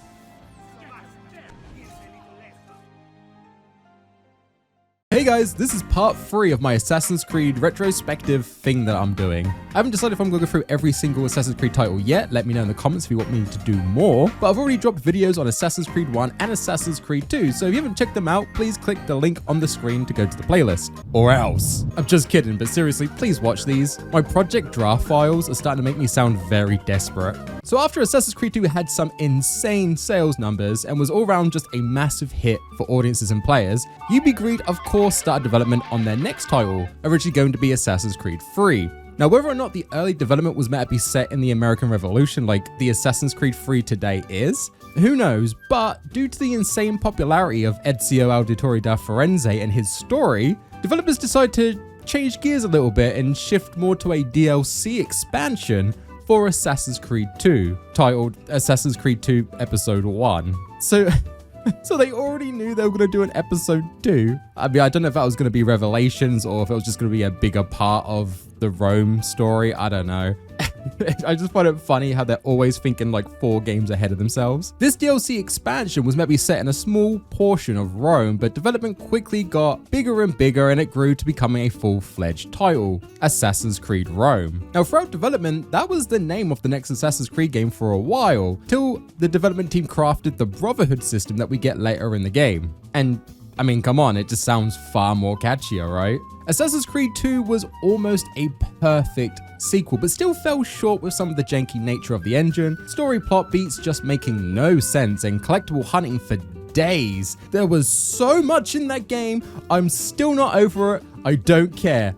It makes me angry. But Ubisoft did take note of all the criticisms and decided to make this game more janky, more convoluted with some of the story beats, answer absolutely no questions that's popped up in the first 2 games, and quadruple the amount of collectible hunting. Guys, what? Why was this my favorite game in the franchise again? I mean, just look at this map. Now, I remember this game being peak Assassin's Creed way back in 2010 when I played this on my Xbox 360. But just like with Assassin's Creed 1 and Assassin's Creed 2, nostalgia blinded me pretty hard to some of the glaring issues these titles had. So let's deep dive into Assassin's Creed 2, Brotherhood, and see if it's worth the hype. And also, let me put my tinfoil hat on and discuss my interpretation of Chezia's death. I don't think it's been speculated much in the fandom, so yeah, more on that later. Oh boy, that's gonna get the watch time up. Good job, me. So Assassin's Creed Brotherhood starts right where Assassin's Creed 2 left off, with Ezio confronting Rodrigo. Wait a minute, Ezio didn't have a goatee at this point. Hold on, let me see here. See, it's different. My immersion is ruined. After beating Rodrigo's ass, Ezio leaves him alive and heads back to Mario's villa, thinking his job is done. Dude can finally take a long-deserved nap. After flirting with some locals and then just banging Caterina, Witcher style, the Queen of Folly. I mean, at this point, I feel like Ezio has slept with half of Italy. His poor girlfriend. Suddenly, an army of Borgia attacks the villa. I've heard of going balls deep, but this is ridiculous. So the Borgia are attacking because Pope Rodrigo, the guy that we spared, ran home crying like a little baby to new bad guy, Kezia, his son. He told him all about the assassins, the Apple of Eden, just all of those juicy details that as an assassin, you probably should have stopped Rodrigo spreading. I mean, at least Altair had the decency to kill the people he took information from after interrogating them. You know what? It's rare, but point goes to Altair here.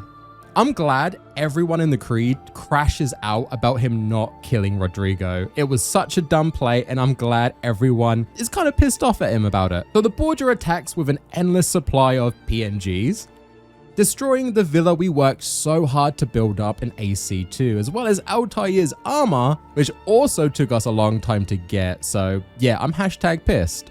Now, gameplay-wise, this is the classic Metroid syndrome, giving the player a taste of full power and then stripping it away so that we can build Ezio back up to that point that we know and love him. But that took us 40 years in the last game, so yeah, Ezio's going to be doing rooftop parkour in his late 80s. Actually, I said that as a joke, but it's not too far what they actually do. Kezia steals the piece of Eden, and I swear to God, if they throw a 10 years later title card, I'm going to lose my shit. He also kills off Mario and kidnaps Caterina while giving Ezio a Goku scar.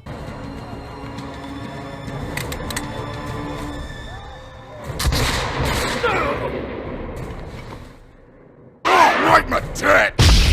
Yeah, for sure, it's not a pretty good day to be Ezio. He does survive though, and he takes his family through a secret door in the sanctuary to escape. Mario is dead. You must leave this place. Take mother to Firenze. Get me a horse! Go, my son. Destroy them. Mother, you can talk? Yeah, my immersion's completely ruined. I didn't find a single one of those goddamn feathers in the last game. Once everyone escapes, Ezio heads to Rome, but collapses due to his injuries. The sequence then breaks, and we're back in modern day with Desmond, Lucy, Rebecca, and... it's Sean. I like this guy.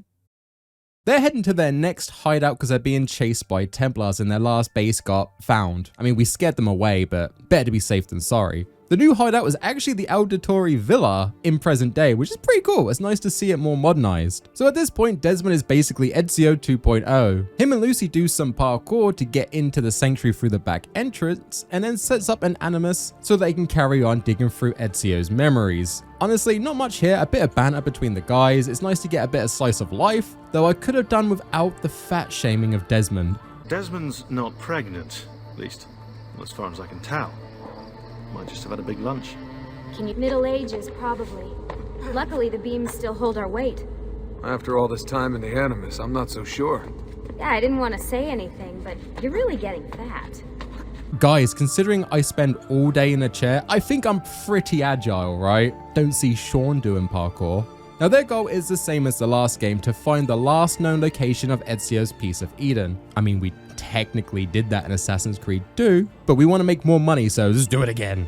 I will say the modern day sections in Brotherhood are handled so much better than the previous 2 games. Now at any time while he's playing around in Ezio's memories, Desmond can just leave the Animus and shoot the shit with the gang, or check in on emails between them. I mean, we're in a small space. I don't know why these guys are emailing such basic stuff to each other, but whatever. I'm just here to get paid. Wait, do I get paid for this stuff? Like I said, all slice of life stuff, nothing really big happens in these sections, and you don't have to do them at all, completely optional. But there was one moment I liked where Sean, after getting grassed up by Rebecca for stealing some yogurt from Lucy, he crashes out and accuses Rebecca of being a Templar, which I found pretty funny. Oh lad, you were so close. You were so close, dude. Back with Ezio, he wakes up in Rome, and this to me, honestly, best looking city so far. The team has gotten so much better at making the world feel even more alive than the last 2 iterations. There's way more personality. There's different outside and inside sections. Districts seem actually more distinct from each other, like the rich and poor districts. There's even a whole area that's just the Vatican.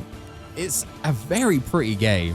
They did so well in Assassin's Creed 1 of this stuff. I'm really impressed they actually pushed the goalpost further and further with each game so far. Unc Ezio, and literally they refer to him as an old man now. I mean, he's just in his 40s, but to be fair, considering the time period, he should actually be dead now. He meets up with Machiavelli, who basically tells us we fucked up some by not killing Rodrigo. Ezio tries to justify this. We walk alongside Machiavelli and he tells us that the Borgia have almost conquered all of Roma, and it's a pretty crappy place to live now. Just picture Birmingham when it was good.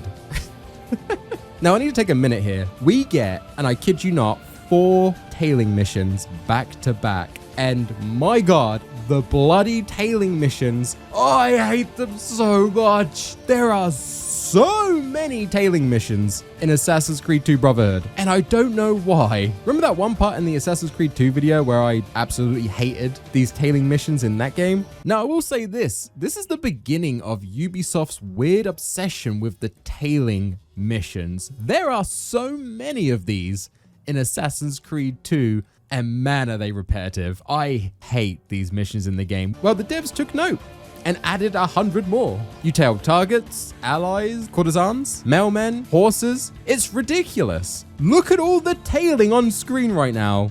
There's too much. The game takes roughly 15 hours to beat, and I swear half of it is just this. It gets so repetitive, and if you fail a mission, oh boy, you know what your reward is? For example, there's this mission here where you have to get revenge for a girl that got roofied at a party. She walks pretty slow, she's very sick, and I got very bored, as you can plainly see.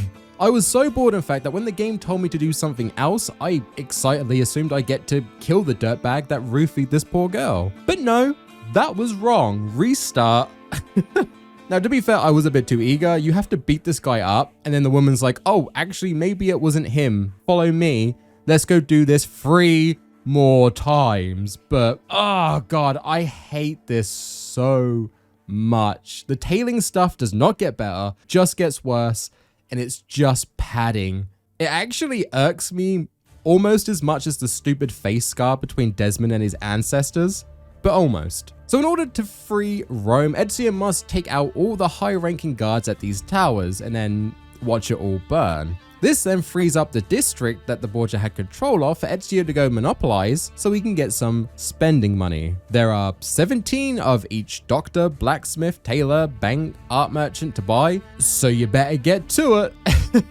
I like the economy style gameplay in Assassin's Creed 2. Building up the villa felt nice, it felt controlled, it felt like I was getting somewhere. In Brotherhood, I just feel like I'm just buying up shops and it doesn't really feel like it does anything. Once you own all of Roma, you're still bringing in a smaller bag than what you're bringing in with the small villa in Assassin's Creed 2. Explain that one to me. I guess inflation? Ezio can even buy historical landmarks like the Roman Colosseum. You remember in 4th grade history class where we learned about the random Italian guy with a white robe fetish bought up the entirety of Rome, right?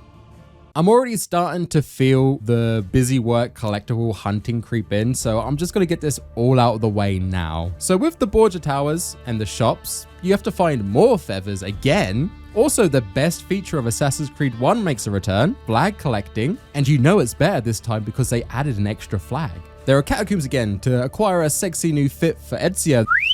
There's assassinations, viewpoints, faction missions, Templar assassinations, the oh yeah I had a girlfriend missions, armor upgrades, weapon upgrades, shop side quests, building up the Brotherhood, doing assassin NPC missions. There is so much goddamn busy work in Brotherhood.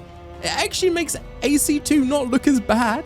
And then that was pretty bad too. Oh, and again, don't forget Subject 16's back with more conspiracy theory time. So I better go look for the sigils on random buildings again. It's just too much. It's mentally exhausting just reading these off as a list. If anyone, and I'm being serious here, if anyone 100% at this game, let me know in the comment section. You deserve the biggest that a boy. And also some serious therapy. You need help. Okay, so let's talk about the meat of the dish, the gameplay. This is by far Assassin's Creed 2 Brotherhood's strongest positive. It takes everything from Assassin's Creed 2 and gives it to the player right out of the gate, with the exception of the dual hidden blade and the ability to jump up walls. Okay. These are unlocked in the story. The hidden blade I do understand. The secondary one we had was destroyed at the villa, so we had to get Guyinthetie to make another one, but it's kind of weird that we lose the ability to jump up stuff. Again, this is kind of hand-waved by the story by stating Ezio is getting a little bit too old. Yeah, he learned this from the thieves in Assassin's Creed 2, didn't need any extra equipment to do it, but now he's an old man and needs a special glove crafted by Leonardo to allow him to do this. I appreciate they tried to explain it with his age, but it does come across a bit weird, right? But hey, they had to give us something to work towards. Everything else is here, and it's still a lot better than what Assassin's Creed 1 did. Combat is so much smoother this time around. When you're fighting against enemies, and there is a lot more of these that try to dogpile our little Italian boy this time around, but now you can do a finisher combo, which means as soon as you kill an enemy, you basically win the fight, as you can just aim at the next enemy and do an instant kill. It's actually super satisfying and makes the combat feel way more free-flowing, like another video game. The trade-off is it makes the game too easy, and I would go as far as to say kind of brain dead. But as a fan of the Arkham games, I can't deny it is pretty satisfying taking out an entire army like this. But my god, the camera likes to fuck with the player all the time. It always seems way more interested in a random tree during these fights than the 40 guards trying to penetrate me with pointy sticks. And I'll also say, the same issue I had with Assassin's Creed 2 is, yeah, you can upgrade small weapons and larger weapons to give you a bit more variety in the fighting and different finishers, but why would you? The hidden blade is the best way to kill people. Yeah, sure, it has a much smaller parry window, but if you get the timing down right on this, it makes fights just a non-issue. It's always an instant kill, and like I said, it's just better than most other weapons. So yeah, I'm not gonna lie, I spent near enough the whole game doing this. Now the crossbow. This is the new weapon in AC2 Brotherhood, and it's now part of our weapon family, and is actually amazing. I love this thing. It isn't brought up in story, it's not given to the player by some random NPC, it's something that you just have to go to a shop and buy, and you can do this as soon as you get into Rome. And 100% you should save up for this bad boy. Once you have the crossbow, you never need to use throwing knives or a gun again. It has the exact same strength as the pistol, but makes no noise and can be charged faster, not to mention it has a much bigger ammo pool, and it's just a fun weapon to use. It's actually kind of ridiculous that they just threw this in as something you could buy. Couple this with the assassin underlings you can call in fights, this game is easy, man. Like, I get they're going for a massive power fantasy, but I feel like Ezio is in fact the best assassin to ever exist, because he can just do anything except climb a wall because he's old. The only real challenge I had in Brotherhood was some of the missions where you have to remain undetected, which I guess makes sense, we are essentially a ninja. But in AC2 Brotherhood, I don't know what they did differently to AC2 and 1, but as soon as you get clocked by a guard, it's an instant fail if you're not supposed to get caught, even if you are literally now about to silence him. Like, there's no way anyone was gonna know I killed this guy, but because he saw me before I sent him to his maker, I failed the mission. Most games give you a couple of seconds, 1 or 2 second cooldown when you get caught, just to see if you are going to kill that NPC so you can carry on with the mission. But nope, that doesn't count in Brotherhood. The man is now dead, but because he saw me, I'm a wanted man now. But they did implement a new system in the missions for AC2 Brotherhood for something to work towards during these missions, and honestly it is here just to add replayability. But now you're ranked on what you do in these missions. It's all about synchronizing with Ezio, which usually boils down to doing what the game says you have to do to kill a target. 9 times out of 10 it's kill target with X weapon or don't get caught. The creativity is so high with you guys. Good job, Ubi. You'll probably actually complete most of these by accident, but some of these can get a little bit difficult, especially with the time challenges, and you have to get 100% on every single mission to get the actual quote-unquote 100% save file. Ugh. And you know my thoughts on that. These games, man. Do completionists like the Assassin's Creed series? Because I don't know. I hate it. I used to achievement hunt when I was younger. I don't think I've played games this bad for 100% files. Another new mechanic is you can now throw weapons at enemies. It's pretty cool. The game absolutely never tells you can do this, so like me, you'll probably do it by accident and kill an innocent bystander in the process. I felt so bad about this, I never use this mechanic again. Totally not because I don't know how I did it. But yeah, that's most of what AC2 Brotherhood does differently or improves upon. And sure, yeah, it took a already really fun combat style from AC2 and just made it better. Massive kudos. Like, that is a tough thing to do, and I'm impressed they did it. But I do feel like because they spent so much time trying to improve these parts of the game, they kind of failed on giving like a engaging narrative or more complex mission structure. I'm starting to think the only reason people hold Brotherhood in such high regard and claim it's the best Ezio title in the trilogy is only because of the combat. The Assassin's Creed building, which yeah, is cool, I love it, but it is pretty shallow, like way shallower than I remember it being. I might be getting confused if Revelations has the same system. I can't actually remember, so we'll get to that when we get to that. And just the fact it's more Ezio time, which again, sure, if that's what you wanted, that's fine, but I do feel like they're kind of relying on just, hey, AC2 was good, this is just more of that, so this must be a better game. And I'm not really feeling it right now. I'm still kind of thinking AC2 is more well put together, but it's a little bit too early in the video to be writing off the game, so let's keep going. So after hanging out with Machiavelli, Ezio stumbles upon the disciples of Romulus. These are furries that really like blood in Elden Ring. So these are the catacombs from AC2, but this time there's actually a little bit more story to them. Nothing crazy deep, but it does progress as you find more catacombs up until you get the armor. Most of this does get told to the player at the last catacomb mission, where you have to tell a man of God in a church during mass, which is a cool idea. I'm really happy I wore my red hood today. You find out that the Borgia has infiltrated the church and they're using the cult of Romulus to spread the word to the people that the assassins are bad.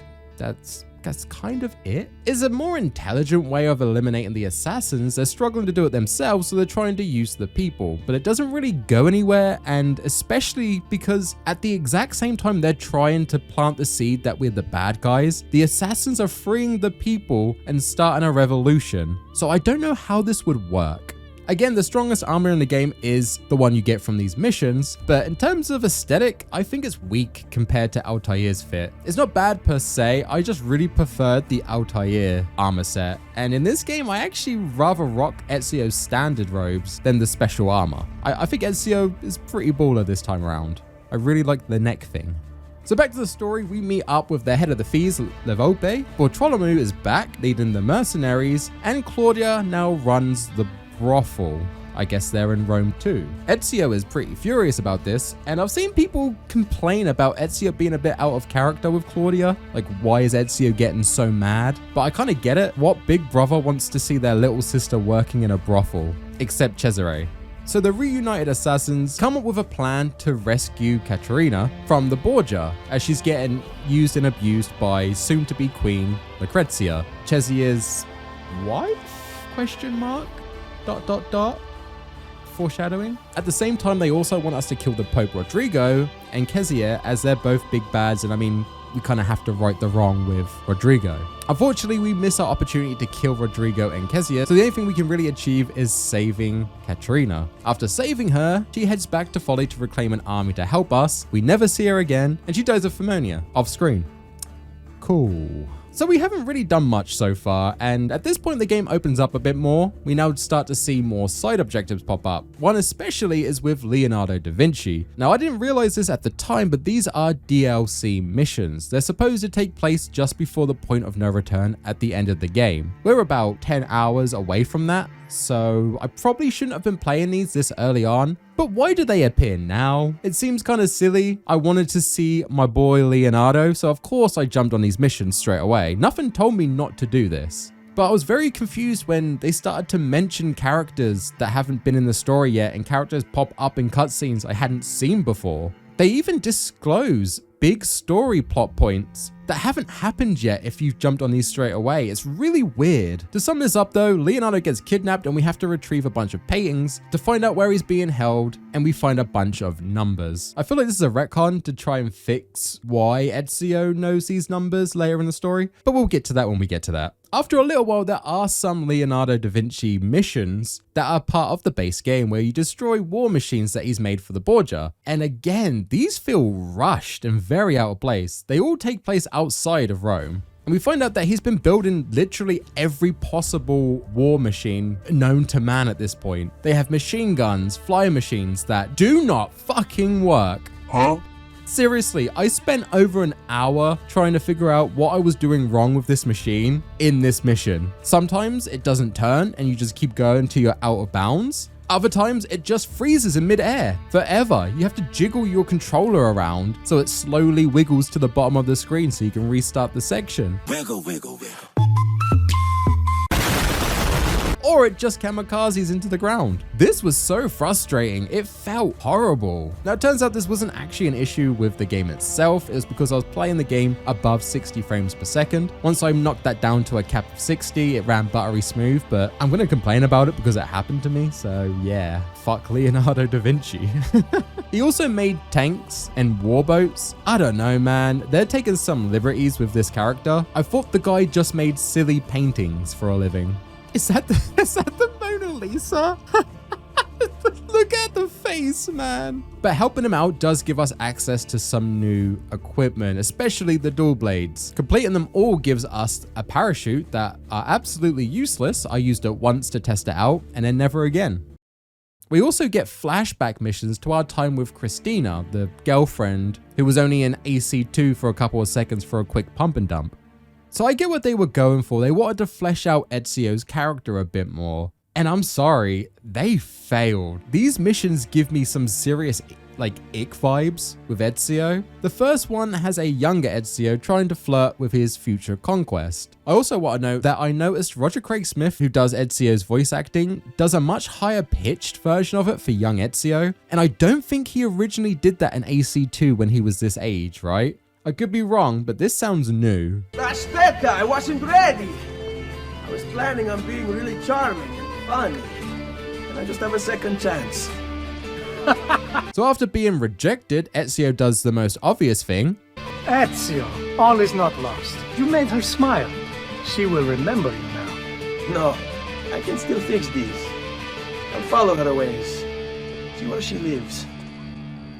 Bro, you are given some major red flag vibes here. After stalking this poor woman, we save Christina from a night with the Patsy boy. Still unsure if I can actually say that. And that blossoms into their relationship. Okay, cool. So when Ezio follows a girl, it's charming and funny and cute. Oh, look at him. But when I do it, it's creepy and I get arrested. I do like some attention to detail in these missions. These take place at different times during Ezio's life in AC2, so his gear and skills change depending on what time period it is. That's a nice touch. The second mission takes place after he flees Florence and becomes an assassin with Mario. He doesn't return for years, and Christina is about to get married, as she didn't think he was ever coming back and probably was dead, because he was being hunted by the whole city. Ezio seems actually a little bit pissed off about this, and we head off and give the new significant other some advice. Not sure Ezio's the best person for that. Not only did he stalk this poor girl and pressure her into being with him, he also abandoned her for several years. but it's fine. Ezio's passing the torch. He's gonna leave and not, okay, we're gonna take Christine into an alley and just lick her face off. Ezio, she's engaged to be married, bro. The red flags are piling up. I don't know how people can say this is okay. I find this so gross. It really does honestly start to kill Ezio's character for me. It's just too much creeper energy,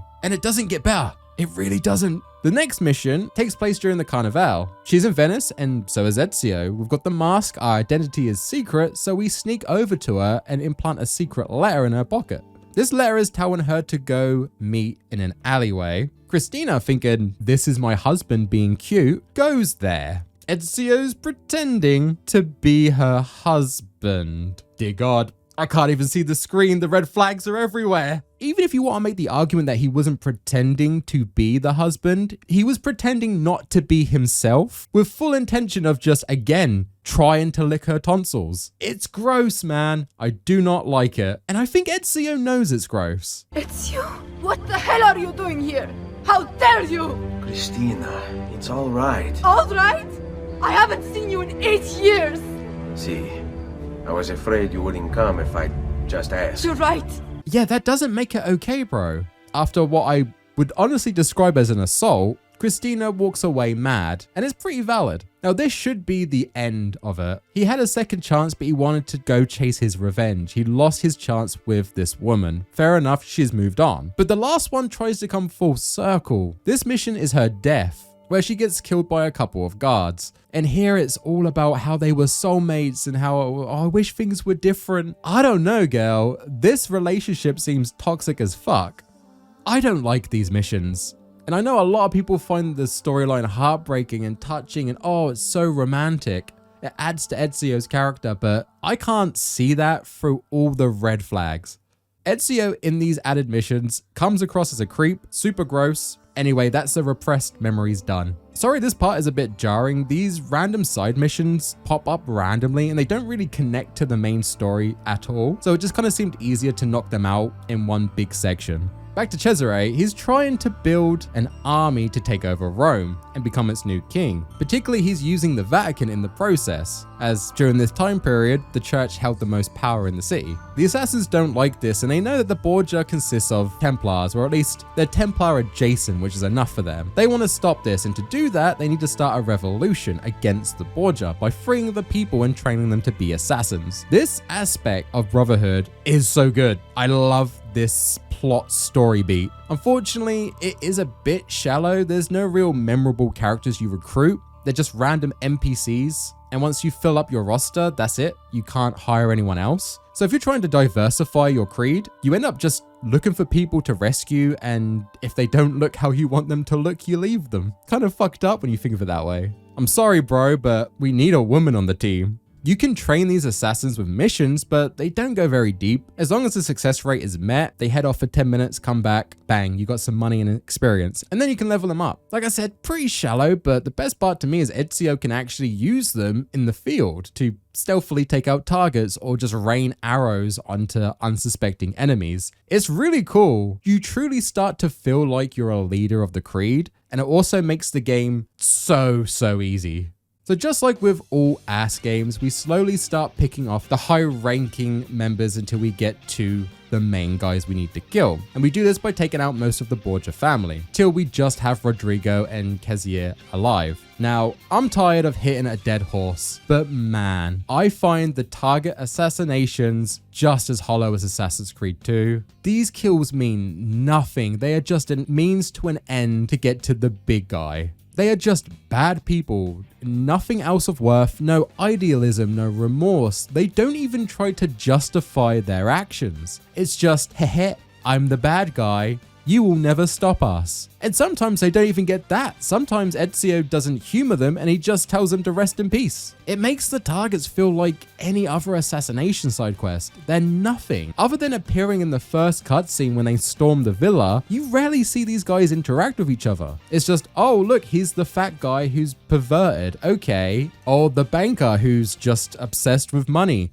It's very generic stuff here. The developers had it so right with Assassin's Creed 1. I don't know how they dropped the ball so hard and just never attempted to pick it back up again. Despite its glaring flaws, I respect Assassin's Creed 1 for trying to make the player at least think and question about what they're doing. I'm not saying it's the best writing in the world, it will change your life, but there was an attempt there to give you something satisfying, something to dive into. In Assassin's Creed 2 Brotherhood, it's just another day at the Assassin's factory. Oh, better go off and kill some people. There's nothing else here. Killing the Borgia starts to slow down the men and funds going to Cezia's army, so he comes back to Rome to find out what the heck is going on. It's here where Rodrigo tries to kill his son, but fails spectacularly and then ends up dying himself to an apple. I want to say that's clever writing about how he was chasing the apple in Assassin's Creed 2 and we let him live, but it was an apple that still killed him. But I don't think the developers thought that far ahead. I think I'm reaching. Fortunately, before Cezia died to the poisoned apple, his wife ran in to tell him not to do it. Oh, sorry, did I say wife? Oh, we are going full Game of Thrones in this bitch.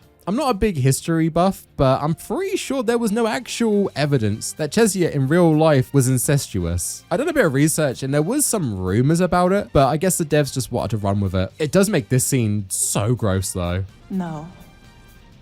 Only it gets quite lonely here.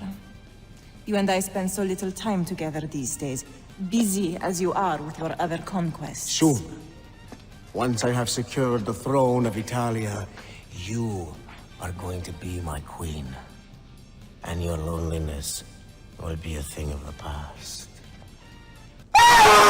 So he escapes death and starts crashing out. Ezio races him to the Piece of Eden, but Ezio does get there first. We get to play around with it, which allows us to control enemies and just outright kill them. Not too sure why it uses your health bar as a cooldown, but okay. I mean, it's pretty cool to finally be using it. Now, I kid you not, all we do for the next few years is just run after Cezia in Rome, showing off our cool new toy. Eventually, he does rightfully get arrested, but vows that these chains won't hold him and he will be back. This makes Ezio question if it's truly actually over for realsies. One, to make sure he looks into the apple and sees that, in fact, he does escape, so we have to go set it right. Didn't know the apple could do that. It originally just was a tool that could cause some illusions that could bend people to the will of the user. Now it seems to tell the future and the past. Sure, okay, precursor, orb, thing, whatever. This did make me think though, so Cezia did actually hold the apple. We see him at the villa holding it. So of course he probably played around with this powerful artifact. So maybe he did see in the future he would rise to power in Rome. I mean, he has been doing that this whole time. And the apple probably told him that no man would or could kill him, which explains why he is so cocky in the game and kept saying this every 10 seconds. Chains will not hold me! I will not die by the hand of man! Anyway, we head off to confront him one last time. But honestly, in a pretty big brain move, he put armor around his throat, stopping Ezio from insta-killing him. Honestly, he deserves to win with that. That is actually huge. Unfortunately, our horse dies. Resquiet in pace. And now it's time for the final showdown. Man versus man, the end game, people. We're here. If the cutscene actually played out, I don't know what happened here. For some reason, when I walked into the arena, it just didn't trigger anything. So it's just a dance party.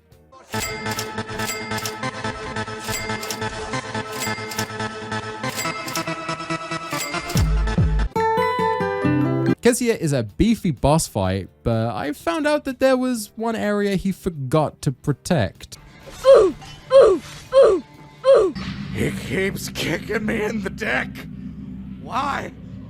Why does he keep kicking me in the dick? We did kick him a few dozen times and he preaches about how no man would kill him, and he ain't wrong. You cannot kill me. No man can murder me. Then I leave you in the hands of fate. Huh?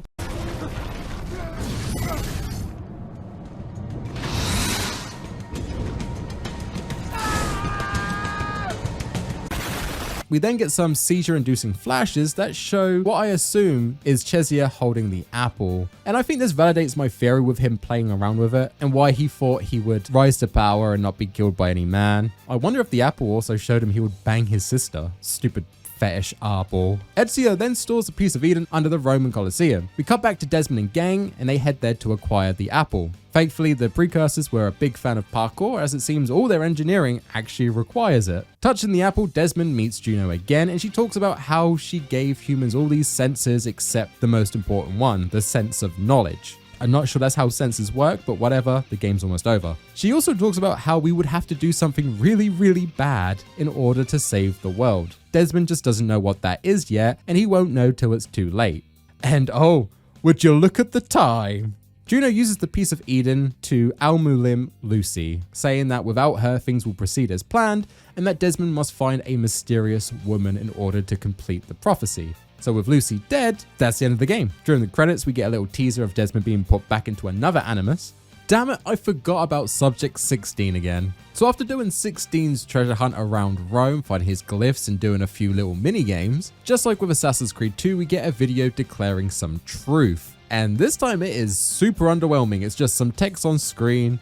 Doesn't make much sense. The game decides to execute the video file as a program, something you can't actually do. And it gives Desmond a parkour section from to play around in, which eventually leads to him actually getting to talk with Subject 16 himself. And come on, you know this is going to make absolutely no sense, right? He talks about feeling pretty weak, probably due to lack of blood. And again, more conspiracy stuff that again does not make any sense. He talks about the sun being bad again, about it expanding, and something about Desmond's son. Now, without subtitles, you just assume he's talking about, you know, the big sun, but if you use subtitles, you can tell it's actually supposed to be sun. Before he can clarify anything else, he dips, telling Desmond to meet him in the dark room, something that won't be even a thing until Assassin's Creed 2 Revelations. I'm gonna be honest, this isn't even a breadcrumb. This is like a microscopic teaser just to get people to play the next title. At least with Assassin's Creed 2, we got something of substance with the truth side plot. I mean, yeah, we will get more clarifications in the next title, but man, I hope this eventually goes somewhere and doesn't get forgotten about in later titles. I just feel like they're starting to run out of ideas on how to keep the player engaged and hooked for the next title in the series. The whole modern day narrative is getting too confusing for its own good, and without any questions being answered, all we're getting is more and more stuff we have to be aware of, and I'm gonna spoil it, it doesn't go anywhere. If I had to try and glean at least something from what Subject 16 talks about, when he mentions trying to find Eve, I'm assuming he's talking about the descendant of, you know, Adam and Eve. And then implying that Desmond will have a son, I'm starting to get the connection that Desmond probably is an ancestor from Adam himself, and it's going to be a whole Adam and Eve story. I mean, the Apple of Eden's a big thing in these titles, so it's not much of a stretch. But honestly, that's just me trying to overanalyze. I don't know. We'll talk more about that in Revelations.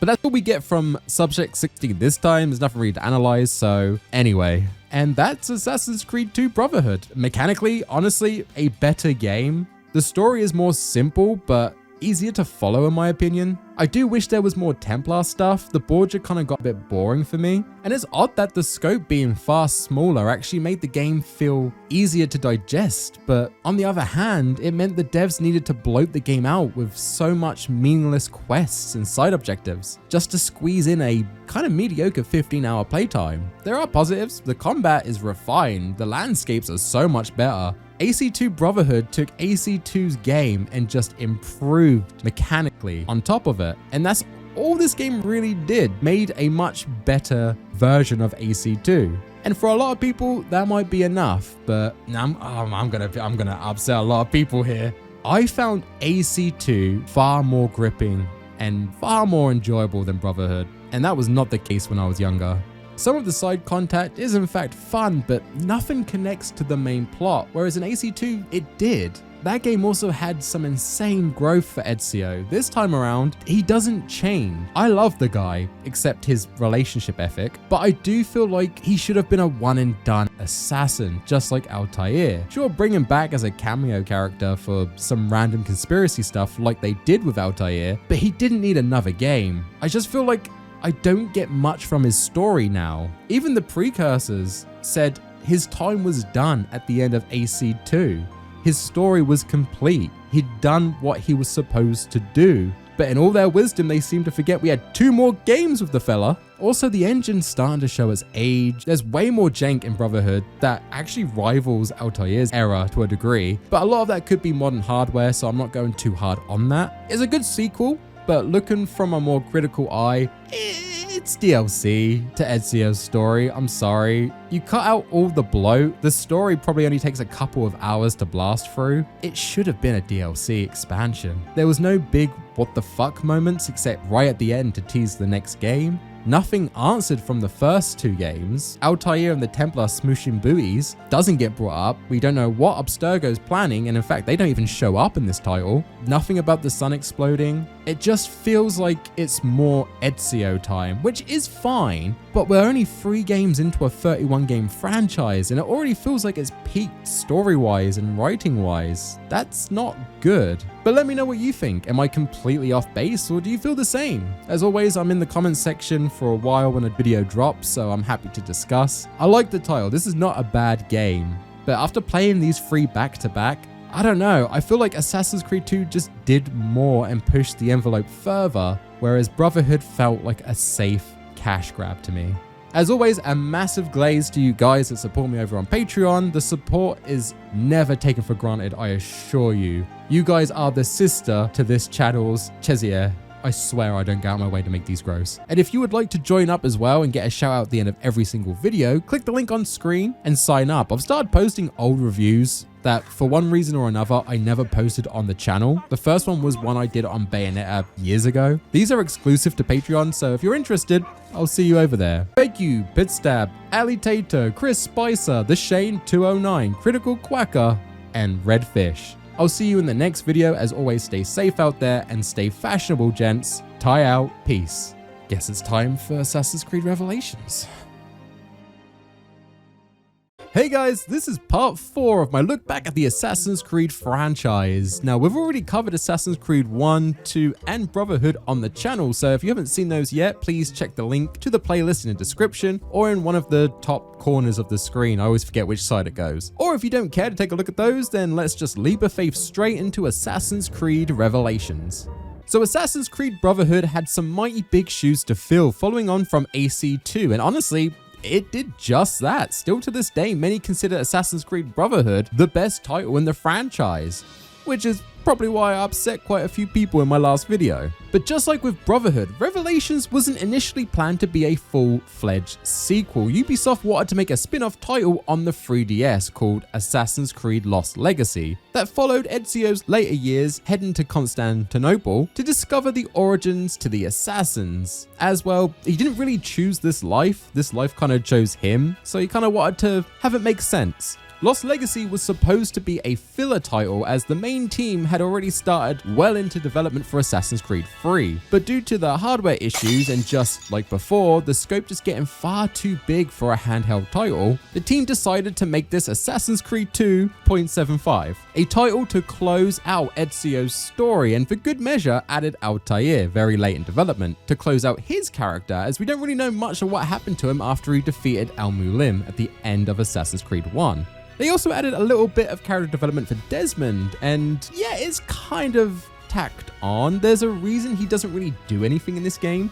He wasn't supposed to be here. This story was built with one charismatic Italian boy in mind, Ezio Auditore da Firenze. So Ubisoft Montreal headed the development, but due to the scope getting too big for a handheld title and most of the team busy working on AC3 and the American Revolution stuff, for the next title they needed some help. And they got just that. 5 other teams under Ubi supported development for Assassin's Creed Revelations. That's a lot of people. It does show the game is pretty well put together for a 1-year development time, but this is too many cooks in the kitchen, right? Especially for what is essentially a spin-off title of the main series. But, and I can already see the comments getting mad at me yet again, I actually rate Revelations, honestly, more than Brotherhood. I think the title is far more engaging, far more fun to play, has way more character, and no one talks about it. It's severely underrated in my opinion.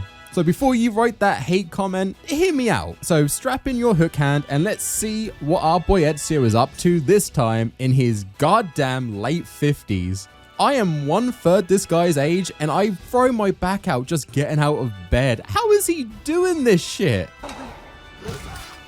The dude is claiming state pension but still knows his way around a hidden blade. I find it kind of funny this game glorifies the whole getting old thing, considering the player base is primarily young adults to like kind of teenagers. It's a risky move, but you can't deny the aura these two old men put out is insane.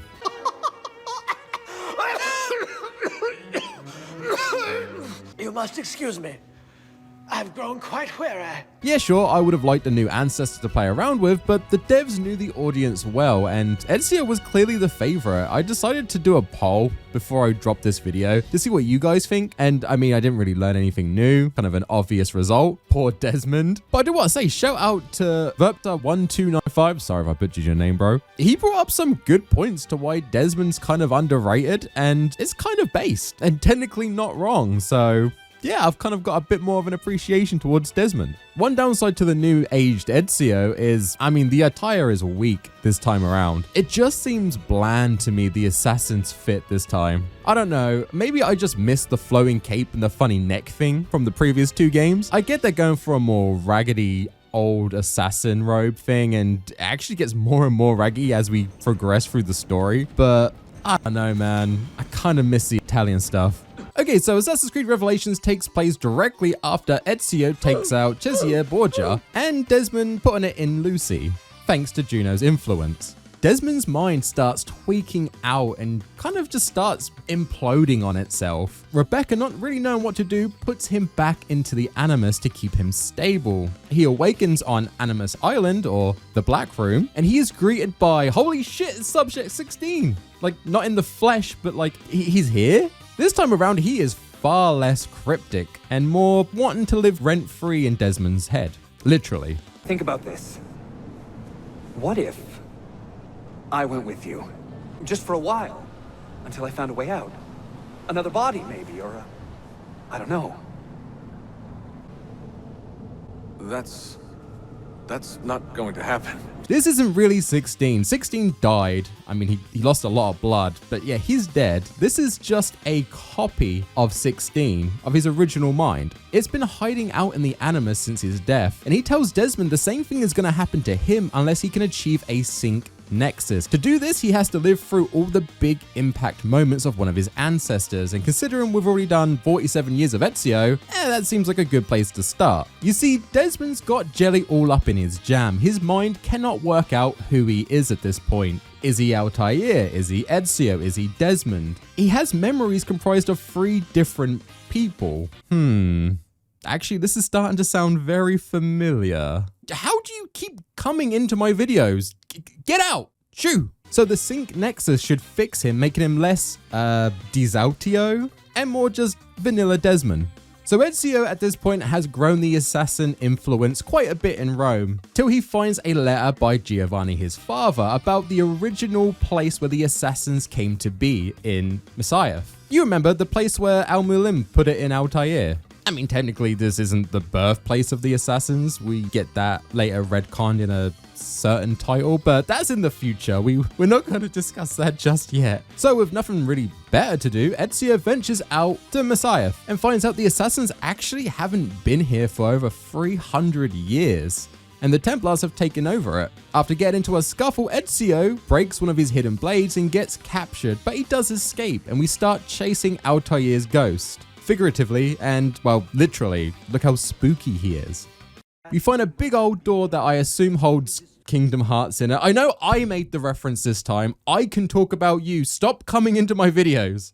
But we need 6 keys in order to open it, and the Templars already have 1, so we need to catch up. We chase the guard captain that almost ended the game very quickly by holding onto his carriage by a rope. It, plays well. It's cinematic at least, but man, does it feel clunky. This is probably just one of those modern hardware quirks though, so I'm not going to get too mad on it. We chase the guard all the way to insert JPEG here, and we take him out. He gives us Niccolo Polo's journal. Yeah, the son of Marco Polo. In this journal, it states where the keys are, but it is hidden in an encryption, so Ezio can't read it. The guard also talks about how we can't stop the Templars, blah, blah, blah. Whatever, dude. I know there's nothing of substance in these kills and animus death scenes anymore. Moving on. Ezio heads to Constantinople, and this is our city this time around. And again, I'm gonna glaze the hell out of the dev team. It looks fantastic. These games have only a year apart, and yet they keep getting better. This dropped on the Xbox 360 and PS3 in 2011, and it's gorgeous. It's kind of wild. Once we get off the boat, we meet the leader of the Assassin's Order in this area, Yusuf, and man, I love Yusuf. So Ezio this time around, he's more matured. He still cracks some wise here and there and can charm the corset off any woman he wants, but he's far more reserved in his old age. Yusuf fills that void of the cocky young Ezio. He's basically Ezio when he was younger. And I love the banter he throws at Ezio. Ezio Auditore de la. Prego. Forgive me. I have a hard time remembering that Italian gibberish. Da Firenze, the city where I was born. Ah, yes. So, by your custom, I would be Yusuf Kazim da Istanbul. I like that. It's a clever way to keep the same writing but give Ezio a more weathered personality. I'm about it. Yusuf is pretty excited to learn that the legendary assassin Auditore is here in his city. What he doesn't realize though is that we've come here as the student. He is the mentor. But first, my PTSD is kicking in so hard, guys. Yeah, we start off with a tailing mission. Now, I've cried about this, honestly, probably too much in the previous couple of videos, so I won't dive into it too much right now. But I will say they have actually listened to some feedback. They have now introduced auto walking. When you walk beside a friendly NPC during these sections, Ezio will walk at their pace automatically, so you can sit back and chug your monster energy without a care in the world. Okay, that's cool in concept. I'm glad they're trying to play more into the criticisms and fix something that is obviously not liked by the player base, but it doesn't really work. You can't really just put your controller down, as if Ezio bumps into anything during the auto walk sections, you have to control him and take him back to the NPC, so it then continues moving forward. That's kind of annoying, and also when it is an auto walk, the camera doesn't pan or do anything, so you'll get some really crappy camera angles while you're trying to listen to the dialogue. It's a step in the right direction, it just needs a little bit more time to cook. I personally would rather just have a cutscene of the NPCs talking, but they seem quite dead set on doing this, look, you're walking around the world stuff, so whatever. The assassins in the city, though, are next level. They are far more capable than anyone we had back in Rome. These guys will help out on main missions, side missions. They take orders from Yusuf and Ezio to use them in the field. You can see them training, running their own safe houses. They even have their own missions to progress once you start building out the creed. Now when you level up an assassin, you'll get actual specific missions for them. And these are pretty interesting. Sometimes it will have you tailing a target that they've heard about, and then they will fail to take out that target. And then after training them up some more and being a mentor, they then get a second chance and they succeed, even getting their own little animus death scenes. It's pretty cool. This is what I remember the Brotherhood system feeling like. It does everything Assassin's Creed Brotherhood did, but better and more refined. And yet Brotherhood seems to always get the credit, where I think Revelations does it best. I agree Brotherhood birthed the system, that's, no small feat, but Revelations definitely does it way better. Anyway, Yusuf makes a comment on our broken hidden blade. Hey dude, it isn't the length that's important, it's how you use it. Now unfortunately there's no Leonardo da Vinci this time around in Revelations. He's too busy back in Rome making his masterpiece. Is that the Mona Lisa? Look at the face, man. It's not an issue though. The assassins have evolved past the dual hidden blade and they show off their new hook blade. And the hook blade, guys, mwah, it is chef's kiss. So good. It's perfect. The hook blade, as you can guess, is just a blade that goes into a little hook at the tip. So yeah, it could do everything the dual blade could do in terms of combat and double assassinations. But now you can use this thing to steal counter, which means that you could just take all the money and medicine a guard has in the middle of a fight and then just kill them because it counts as one of your finishers. So you can chain this thing really well. You will never need medicine or arrows again. And in traversal, my god, where you could only do a jump up walls before, now you can essentially double jump up buildings, making traversal way faster and more fluid. Your ledge grasp is extended, you can zipline across the city and do some really weird looking anime kicks on guards. Vault over enemies or NPCs, swing off lanterns instead of just using them to turn a corner. This thing is so good, just doing the basic parkour feels so much more streamlined. This tool completely changes the game and makes parkour, which arguably is 60% of these Assassin's Creed titles, better. This thing alone makes Revelations far better than Brotherhood in my opinion. And I know I will piss some people off, but I don't care. I love this little hook. The rest of combat is pretty much the same as Assassin's Creed 2 and Brotherhood. Fighting is just as fluid with the finisher chaining that we had in the other games, but they've actually made the combat a little bit tougher. Enemies will attack faster and more often to stop your chains. Some of the guards are armed to the teeth, so you can just get into a chain of being shot by these guys, which can be annoying, but does mean you have to plan ahead. Some guards even throw bombs at you, and we will get to those in a bit. It sounds annoying, and yeah, it kind of makes Ezio feel like he's not this godlike being anymore, but I'm all for it. Sometimes when I got surrounded by the guards, I was a little bit worried I wasn't going to make it out of this. Whereas in Brotherhood, I was just always in another league above the guards. I could take out hundreds of these guys. But you throw in 4 or 5 of the top tier guards and Revelations, dude, I start sweating. It really seems like Ubisoft listened to a fair bit of feedback from Brotherhood. And this is what I think a third title in a trilogy should be, taking all of these aspects of the previous 2 titles and just perfecting them. It really does make this game feel less of a spin-off filler title and more of the end of this story and this style of classic Assassin's Creed. New to AC Revelations is bomb making. Now this is pretty in-depth and caught me off guard. I didn't find too many use cases for these, and the game really does push it onto the player. Whenever you're looting enemy guards or chests, you're always getting ingredients for these things, and there are several different shells, powders, special effects that you can craft into these bombs. It's a cool idea, but I only really found much use for the smoke bombs, which I mean we've had since Assassin's Creed 2. I had a bit of fun throwing blood bombs at guards to freak them out. Don't let him get away! And placing tripwire bombs, yeah, pretty interesting if you're trying to do different approaches for the stealth. I just didn't really use it that much. It could be a me problem. I see a lot of people really like this mechanic. I just didn't get much mileage out of it, if I'm honest. All right, so the collectibles. It's actually not that bad this time, which I'm surprised I'm saying about an Assassin's Creed video. You still have your viewpoints, powers to take out from enemy guards, side missions, and the Brotherhood stuff is here and more complex this time. I will say the shops are less obnoxious and actually feel like they feed Ezio's wallet nicely when you actually buy these out. And also this time around, we don't have any flags or feathers in the entire game. Honestly, that alone moves the game up in my opinion.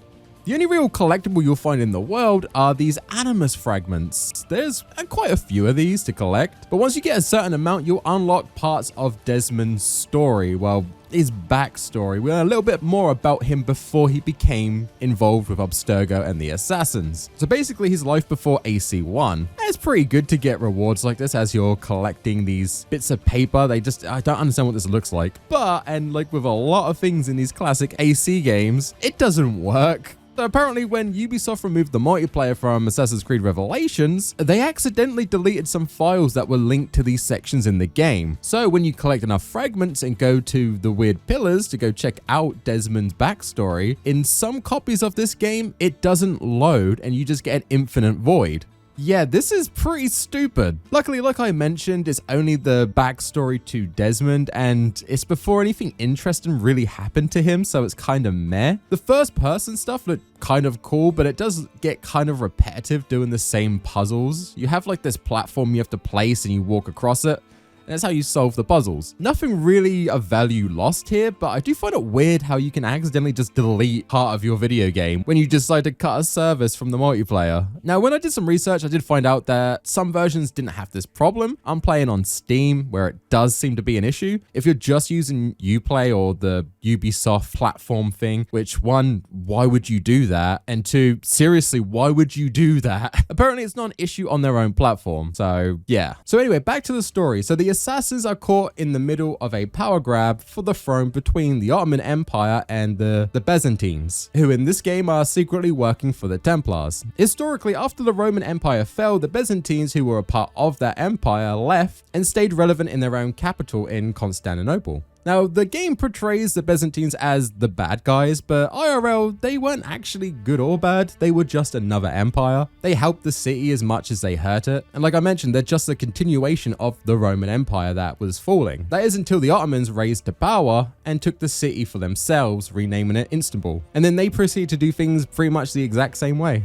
Back to the game though, the Byzantines attack one of the assassins' hubs, and we have to defend it in a tower defense minigame. This was pretty jarring. I actually don't mind this minigame too much. It's a little long for me, but I mean, I play Bloons tower defense whenever I'm pooping, so I'm kind of about it. It's pretty basic. You pick the assassins you want to use and place them onto rooftops and then watch them take out wave after wave of guards. It's not really that difficult, but I found it kind of fun. And it's also part of the real-time power struggle going on in the city in Revelations. The assassins and the guards are both trying to take each other's posts. So even once you've freed a portion of the city by burning one of their towers, just like in Brotherhood, while you're off doing other things, the guards can attack back and take the land for themselves again in real time. And then you'll have to go back and defend it via one of these tower defense games. I really like this mechanic. Just like with a lot of stuff in Assassin's Creed, it needed more time to cook. I done a bit of research to see like why this was added into the game and why it's a little bit of a mess. And my research shows that playtesters really hated these parts of the game. So the developers decided to take back how aggressive the guards were with taking posts. So in the end, you don't really have to do this very much. The game took me a total of 12 hours to play, and I had to do just one defend the tower mission, not including the mandatory one. This could have been something good. When you're building up the Creed, maybe you unlocked more and more stuff you could use in the tower defense. I would have liked that, but I guess it is down to preference. I like these styles of games, so I like this mini game.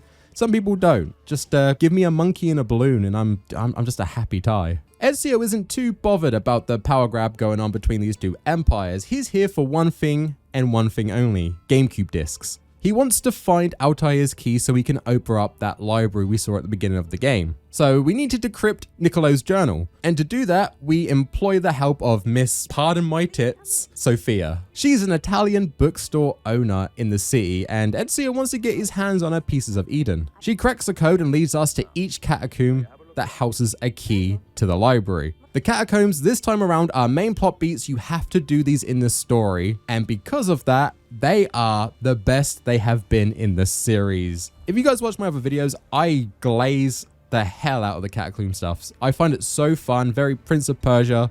It really shows the roots of this series. But in this title, they are far more in depth, far more cinematic, and really push that parkour free run and challenge and the puzzle aspect almost to its limits. They could probably go harder, and they do in later games, but this is a pretty good medium. My two favorites are the underground ravine, where Ezio has to climb up this tumbling foundation the whole time. It feels so good doing this in one take. The other one is when we have to chase a Byzantine boat while being shot at, and we have to do parkour to avoid it. The guards have pretty bad aim, but cinematically, this is really cool. Doing parkour while being shot at is amazing. At the end of these, we do find a key, and this gives Ezio a flashback to Altair's time. What I find interesting is these memories kind of mirror Ezio's own experiences right now. It's kind of showing the same aging and the same doubts both assassins had at this time in their lives. It's a great way to show these guys are trying to figure out what the precursors are trying to do with them. They've been put into an impossible situation and they just can't work out why.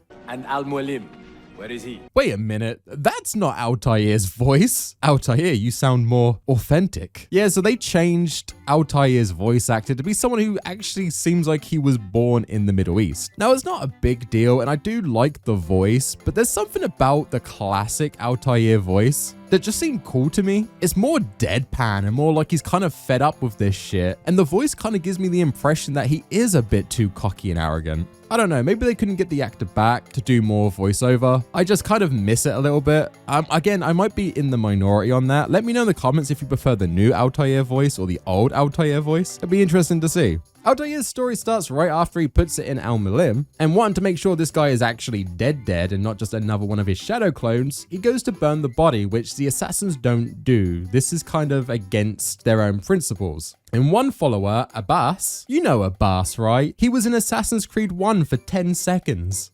Abbas, where are the others? Did you ride ahead hoping to be the first one back? I know you are loath to share the glory. Silence is just another form of a sin. Have you nothing better to do? He's a bad guy now. Abbas crashes out, thinking that Altair just killed their leader for no reason and that he's actually the problem. Okay, so Abbas has it out for Altair due to his father dying. Abbas thinks that his father went to see Altair and Altair killed him for killing his dad. This is getting kind of confusing. And he's held a grudge for all these years. What actually happened was Abbas did in fact get Altair's dad killed, but Altair didn't get revenge. Grief overtook Abbas's father, so he went to apologize to Altair, who's a baby assassin at this point, and then slit his own throat. Okay. Altair thinks this actually reclaims his honor as an assassin. What? It's kind of weird. It's pretty fucked up. It also made me think, when assassins take themselves out, do they still get an animus death scene with themselves? Anyway, Abbas does not buy the story. He thinks Altair killed his father and literally spends his life with a grudge because of it. He takes the apple from Altair, but it overwhelms him and kind of breaks his mind a little bit. He lays her on a ground towel and Altair hears sorry he didn't understand. That's okay. So this was probably overwhelming and he now knows not to play with the apple. He learned his lesson, right? Right? No, seriously, right? Why is the screen still black? After this, Altair spends most of his life trying to figure out what the piece of Eden is, which takes him away from the assassins for a long time. And while he's doing this, Abbas slowly starts to take control of the Creed. Now, during this time, Altair gets with the Templar Maria. You remember? They smushed booties on top of a tower, and we never knew why that was important. And we still don't know why that's important. And they have two sons, Darim and Seth. Okay, you know I have to say it, right? If these are direct ancestors from Desmond, where are their stupid lip scars? Apparently it's a trait that just skips generations now. I don't get it. Either commit to everyone having it or stop doing it, please, Ubisoft. So while Altair is away, he gets word that his son Seth has been executed by the Creed. So of course he rushes back to find out what the hell just happened. It turns out Abbas was just being a dick and wants the apple back and knew this would be a way to get Altair back to Masyaf. So you still just want to take the apple from Altair. What did all of this mean, Abbas? What the fuck? Forgive me. I did not know. I hate Abbas's character in this game. I'm sorry. Altair agrees to give the apple in exchange for information on why Seth was killed. That is until this assassin, for some reason, antagonizes probably the best assassin to ever be part of the Creed at this time. Before I executed your son, I told him you ordered it yourself. He died, believing you had betrayed him.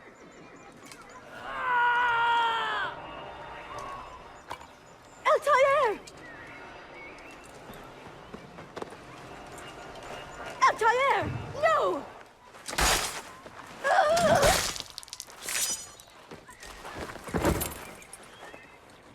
I like that Maria tries to stop him from murdering one of his brothers, but it does result in her death. Knowing that Altair cannot take out the entire Creed at this point and Abbas is sending them all after him and Darim escape, mourning the loss of Maria. Altair then continues to do research on the apple, unraveling its mysteries, till it tells him he needs to go back to Masyaf, and we get old man Altair. He still has a few loyal subjects, and due to him being, well, super washed now, like this channel, he now gets gassed just walking 5 feet, so we have to use our followers to take back control from Abbas, and we do this gangster style. Like I mentioned, at this point, Altair has been using the apple for decades, and it has showed him mankind's greatest invention, the Smith & Wesson.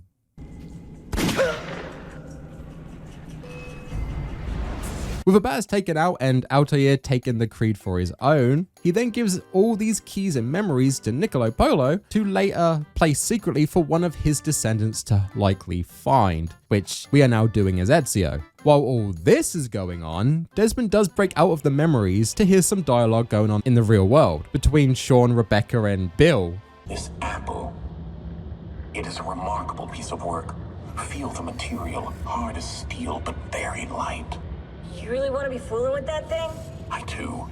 Okay, you're making me nervous, Bill. Max. Bill! Bill! Bill! Bill! Who the fuck is Bill? It doesn't really go anywhere for now, but it's there. Back to Ezio though, he does help out Prince Suleiman, who we met on the boat when we arrived, as well as Sophia. That explains the name of the ship. Suleiman suspects that one of his uncle's guards is turning traitor and orders Ezio to find out information on him and kill him. I really hope Ezio knows what he's doing getting involved in politics of a land he is a guest in, but I'm sure he'll be fine. We take out who we assume is the traitorous guard and we find out he was actually trying to trick Manuel into showing his hand as in fact being a traitor, so he was playing a double agent. Wait, so Ezio just killed an innocent man and he's super remorseful about it. Oh shit, we're actually doing it. We're getting something of substance with these kills. Just like with AC1, dear God, it's taken them so many games. This knocks Ezio, which I really do like. I was preparing an ambush. Preparing to strike the Byzantine Templars where they felt safest. What proof do you have of this? See, here. This will lead you to the Byzantines in Cappadocia. Destroy them if you can. You have done well, Tariq.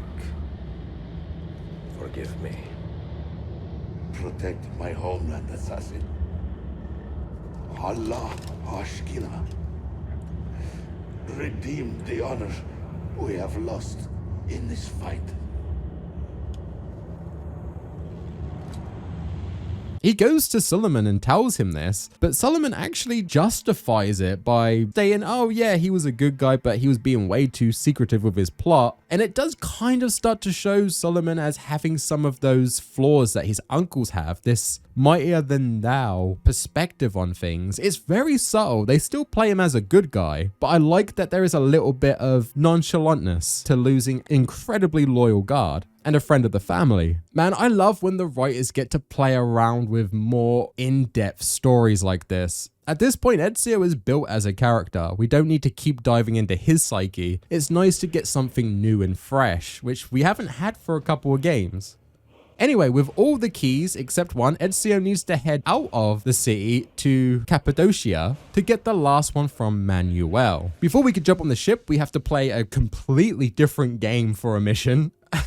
If you showed this to 10-year-old Ty and said this was an Assassin's Creed game, I would, well, honestly, I'd think this is the coolest thing ever, but it does come across very jarring, right? I'm not sure how I feel about the more bombastic scripted levels, but my main question is, how does Ezio not light on fire the entire time? Remember when Assassins used to be a blade hidden in a crowd? I just blew up 20 ships with a flamethrower. The cave city is pretty unique though, as a set piece. The team didn't need to go this hard for just a bite-sized city, but they did, and I really like it. For some reason, it gives me like Shadow of Mordor vibes. Pretty weird. It's short, we just do 3 main missions here, and our first target is Shakulu, a Templar guard who has some serious bloodlust, and I absolutely love his voice actor. You take the woman from the prison and bring her to the chapel. Shakulu, I don't have the key. Find it! Find it. Why did he say it like that? And we get the greatest Animus dev scene ever after we take out Shakulu.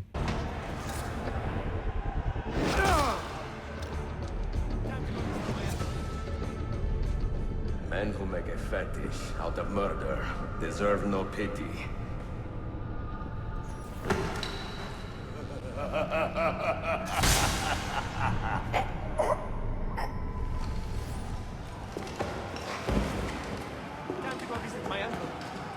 Even Ezio quickly tries to do a couple of stabs in his confrontation to confirm the kill, but this guy is just built different. He just gets up and we have a boss fight. I love it so much. And Shakulu is so powerful and doesn't feel pain and can't die that I think it scared my entire system because it instantly crashed my game. No joke, I literally couldn't reload the game at this save point. Every time I did, it just re-crashed. This guy's aura is insane. Now, it was actually just a classic frame rate issue. I was playing above 60 frames again, and for some reason, it causes the game to not load this fight. So taking it back to a capped 60 meant that I could play it again. It's really odd. I had no issues with the rest of Revelations, and straight after this fight, I switched it back up to 165. So I don't know what this one did differently. I just like to think it was Shakulu being an absolute beast. But we ask him to hold our sword for a minute. And all hell breaks loose in the city. But we don't really care, we're chasing after Manuel. After putting his guards in a timeout,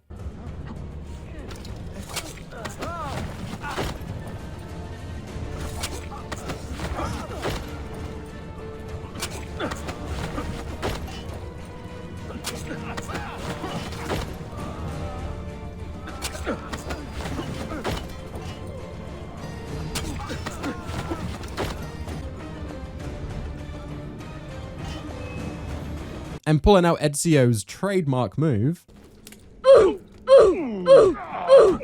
we finally take the boy out and collect the last key. That's it. That's the big bad dead for the game. We can just go finish it now. That is until Ahmet, Suleiman's uncle, literally just drives by Ezio being like, hey, dude, I'm the new antagonist. How's it going, Ezio?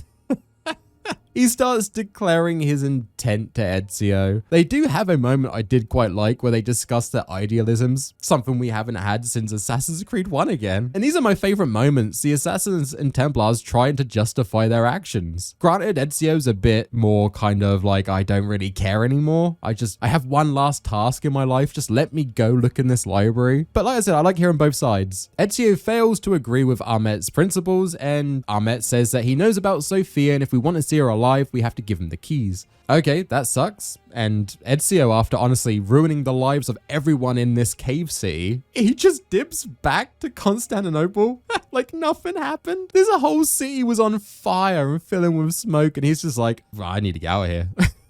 Once he gets back to the city, he finds Sophia has in fact been kidnapped and Yusuf was killed in the process. I found this so weak. The player and Ezio did not need more motivation to go against Ahmet. They literally just killed this character off to just solidify the fact that Ahmet's now the big bad. But Sophia was enough. I don't know, it just comes across desperate, and maybe that was intentional. Ahmet's desperately trying to prove that he is a bad guy, even to Ezio, because up until this point in the game, he hasn't had any screen time. But whatever, we give the key to Ahmet and we save Sophia. And then a chase ensues. We run after Ahmet, who has the keys. Apparently Ezio doesn't believe in no tradebacks. Why are we putting Sophia on the carriage? Why are we taking Sophia with us? We just saved her life. What are we doing, Ezio? Seriously, she doesn't understand what's going on right now, and we're taking her directly after the big bad. I don't know, I found this confusing. The whole time Ezio's saying how she doesn't need to be a part of this fight. She should be safe and well out of harm's reach. So we're taking her to the lion's den. Surely we should leave her with the assassins. Ahmet's left the city to head over to Masyaf to look into the library, so it should be safer, right? I don't know. The game's obviously wrapping up, so let's just move on. We chase after Ahmet and have a pretty boring parachute section that leads into a free fall fight where the game tells me I have to press button 6 on my controller. What the fuck is button 6? After the fight, Ahmet's brother, who is also looking to try and take the throne, first time he's popped up in the story so far, other than one cutscene at the start of the game, turns up and gives him the Chesier treatment. Just kicks him off the cliff.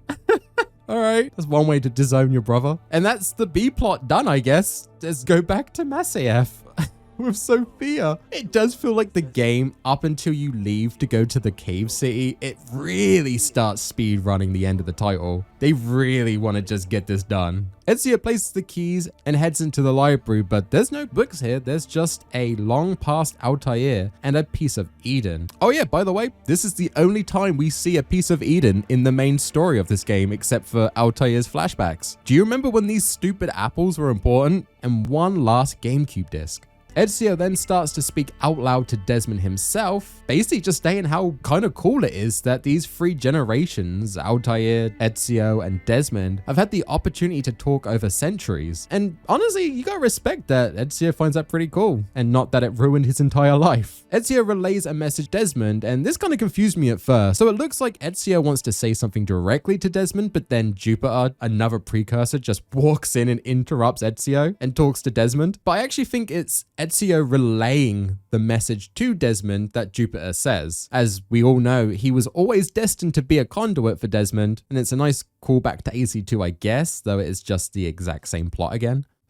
So Jupiter, he does what all the precursors have done in every game up until this point. He states that he knows we have questions. Oh boy, we do. Oh boy. And he says that they will be answered, but then doesn't do that. Just asks us more questions and dips. I am so sick of this breadcrumb trail BS. So Jupiter says that the first civilization got destroyed by the sun expanding previously, which almost wiped out the precursors and almost all of man. And that him, Juno, and Minerva are scientists who have been trying to think of a way of stopping it happen again later on down the line. And this whole thing with Desmond, Ezio, Altair, all his ancestors is just a last-ditch effort, an experiment to see if they can stop it happening in the future. We get a cutscene of seeing the precursor city, which I guess is nice, but it's just a 5-minute cutscene of just them getting destroyed, so there's not much of value here. A baby burns to death. It's kind of cool, I guess. He then shows Desmond yet another precursor vault. How many of these are there? Seriously, getting tired of it, game. So we have to go there to find out what the hell this plot is even trying to do anymore. Desmond then achieves Sync Nexus, and Subject 16 pushes him out of the Animus. Or maybe the little huggy time he does here is him fusing into Desmond's mind. We don't know. We'll see what happens. He then wakes up to Rebecca and Sean and Bill, who it just so happens to be his father. Though I don't agree with that, as I do not see a lip scar. And that's Assassin's Creed Revelations, an actually very solid title. Revelations got blasted when it was first announced to players. They wanted a new ancestor and weren't really down with the old man Ezio stuff. Plus, when they saw the added minigames like the tower defense, they got turned off real quick. And as usual, I find myself with the more minority opinion. I rate this game. It's far shorter, but it does mean the writing and the game time feels way more structured and controlled. I never felt like Revelations was wasting my time. I had that a lot with Brotherhood and to a degree with Assassin's Creed 2. This more matured Ezio was different enough to the other two games that I found it more intriguing, and getting an ending to Altair's story is sad, but it is great to see. A little negative with Altair's story, I do feel like it's just kind of playing Ezio's story again. Both spent their lives trying to figure out their purpose, and the purpose ended up just being conduits for a message. Altair to Ezio, Ezio to Desmond. And people say Ezio got the rough end of the stick, but I'd argue Altair had a much more depressing story than Ezio. Dude lost everything trying to play his part in what essentially is some godlike being's experiment put into motion centuries before his time. For modern day, you can see this purely as filler title. They move the story just enough to make you want to play the next title to hopefully get some answers, but I am getting exhausted with that design. When you keep hinting at a payoff, at some point you need to deliver that. It's been 5 years of this carrot on a stick stuff, and I am getting tired of the chase. I want that damn carrot. But the story with Ezio and Altair was clean. Ezio gets a happy ending, which is nice to see. With Sophia, we get another historical piece of knowledge. I didn't know too much about the Roman Empire, the Byzantines and Ottomans, so it's cool to see this stuff. And that is one of the things Assassin's Creed does really well, is it makes you interested in deep diving into that lore and that story. The gameplay, that sure, it's the third game in this style. It should be perfected, but it is actually perfected and evolved past what I thought it could be in Brotherhood. They keep making it better while also keeping it tight. It's a shame this is the last time we get the classic Creed style of gameplay. AC1, 2, and Brotherhood and Revelations, I have enjoyed every title. My comparisons I make and the flaws I bring up is only between each and every title. These are all solid games, and at this point, an insanely good series, but the flaws do start to show when you look at these side by side. You start to see some laziness creep in or some corners cut, but I do see why this series is going on today, and it will keep going. It's special. It will most likely outlast me. They'll still be making Assassin's Creed games when I'm an old man skeleton sitting in a library. It's a hard one. I'm struggling to choose which out of these 4 titles is my favorite. I think it's still Assassin's Creed 2, but Revelations is insanely close as a second place. Revelations is peak classic Creed, severely underrated, but its shorter story just, I can't imagine putting it above AC2 because I think the narrative in AC2 was so good. But Revelations comes close, and for what is considered a spin-off title, a filler title that the devs literally coin it as, that's really impressive. So that's Ezio's story, completely finished now, and it's time to move on to a new assassin in Assassin's Creed 3 with Connor. Oh boy, I can't wait. Gotta be honest, I didn't like that game, so I'm kind of interested to see what I'm gonna feel like after going back and having a more critical eye. Probably gonna play the remastered version because out of all these games, of course, this is the one that deserves the remaster. Seriously, I don't get what Ubisoft are doing sometimes. But I'm not sure if that's gonna be the next video or if I'm gonna take a break and do something else before I jump straight back into the ass games. I don't know, I just don't wanna get too burnt out. I've been playing these back to back to release these videos pretty consistently. And yeah, I kinda wanna play something a little bit different, but we'll see. Maybe AC3 is the next video, or maybe I'll do something a little bit different. I don't know, I kind of wing this stuff. But before I close off, I want to say a massive thank you to my Patreons for supporting me and going above and beyond. You make this old assassin feel young again.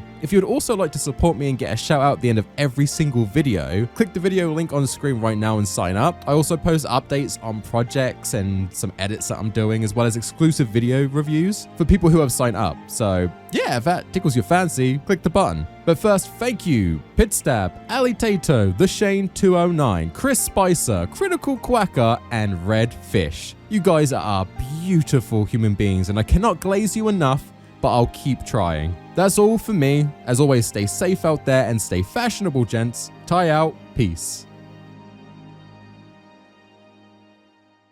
Hey, how's it going, guys? This is part 5 of my look back at the Assassin's Creed franchise. Now, we've already covered Assassin's Creed 1, 2, Brotherhood, and Revelations on the channel so far. So if you haven't seen those yet, please check out the link in the description to the playlist to watch them, or the top right corner of the video. And if you don't care, then let's just jump straight into Assassin's Creed 3. You know, the 11th game in the franchise so far. Jesus Christ, how do numbers work? So with our charismatic entrepreneur Italian boy in the rearview mirror, players were eagerly excited to see where Assassin's Creed went next, with a very judgmental gaze on the new possible protagonist. One that I actually really liked. For some reason, I did not get along with Connor in my first playthrough, but this time around, I actually really liked him. He has some critical flaws, which I'll get into, but honestly, a solid assassin. So development for Assassin's Creed 3 started way back in 2007. The devs really wanted to cover the American Revolution. The blueprint was drawn up even before Assassin's Creed 2 hit shelves, a classic Ubisoft trait. They're always working like 4 games ahead of themselves, and it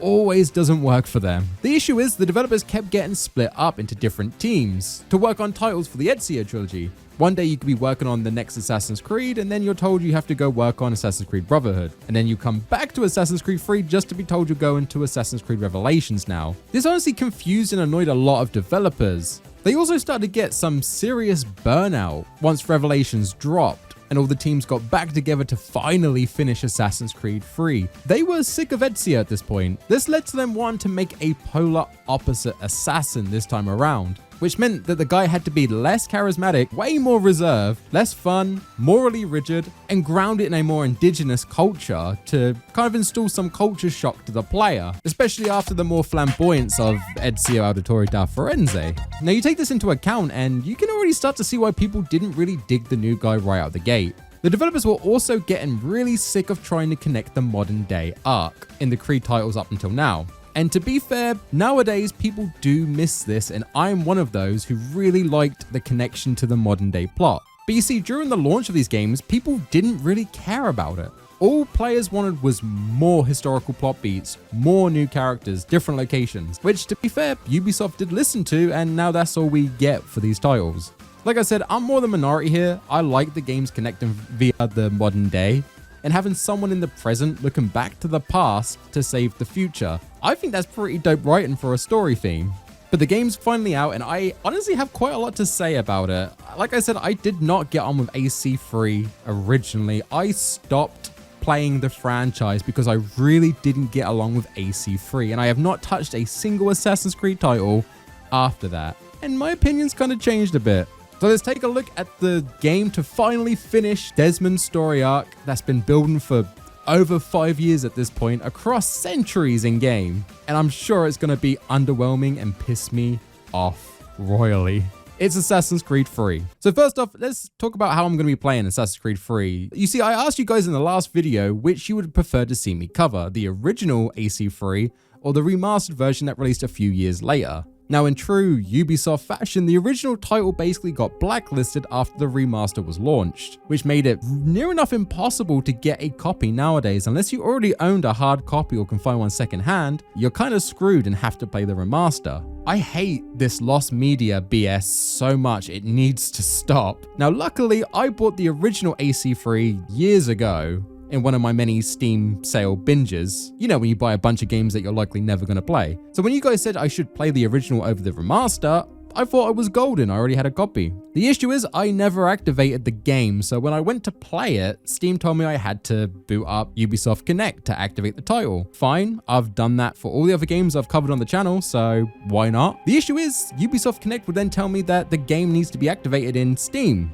But Steam doesn't do that, it's already activated on Steam. So I got stuck in this loop of both these platforms telling each other to activate this copy of the game, and I could not get it to run. Now I looked online, most people had the same issue as me, and the only real fix that actually worked was contacting Ubisoft's customer support and opening a ticket with them. This means it could take weeks for it to even get looked at, which I didn't have time to do. And from what I can read, the fix more often than not was just players being given a free copy of the remaster instead of a way to actually play the original. Again, lost media.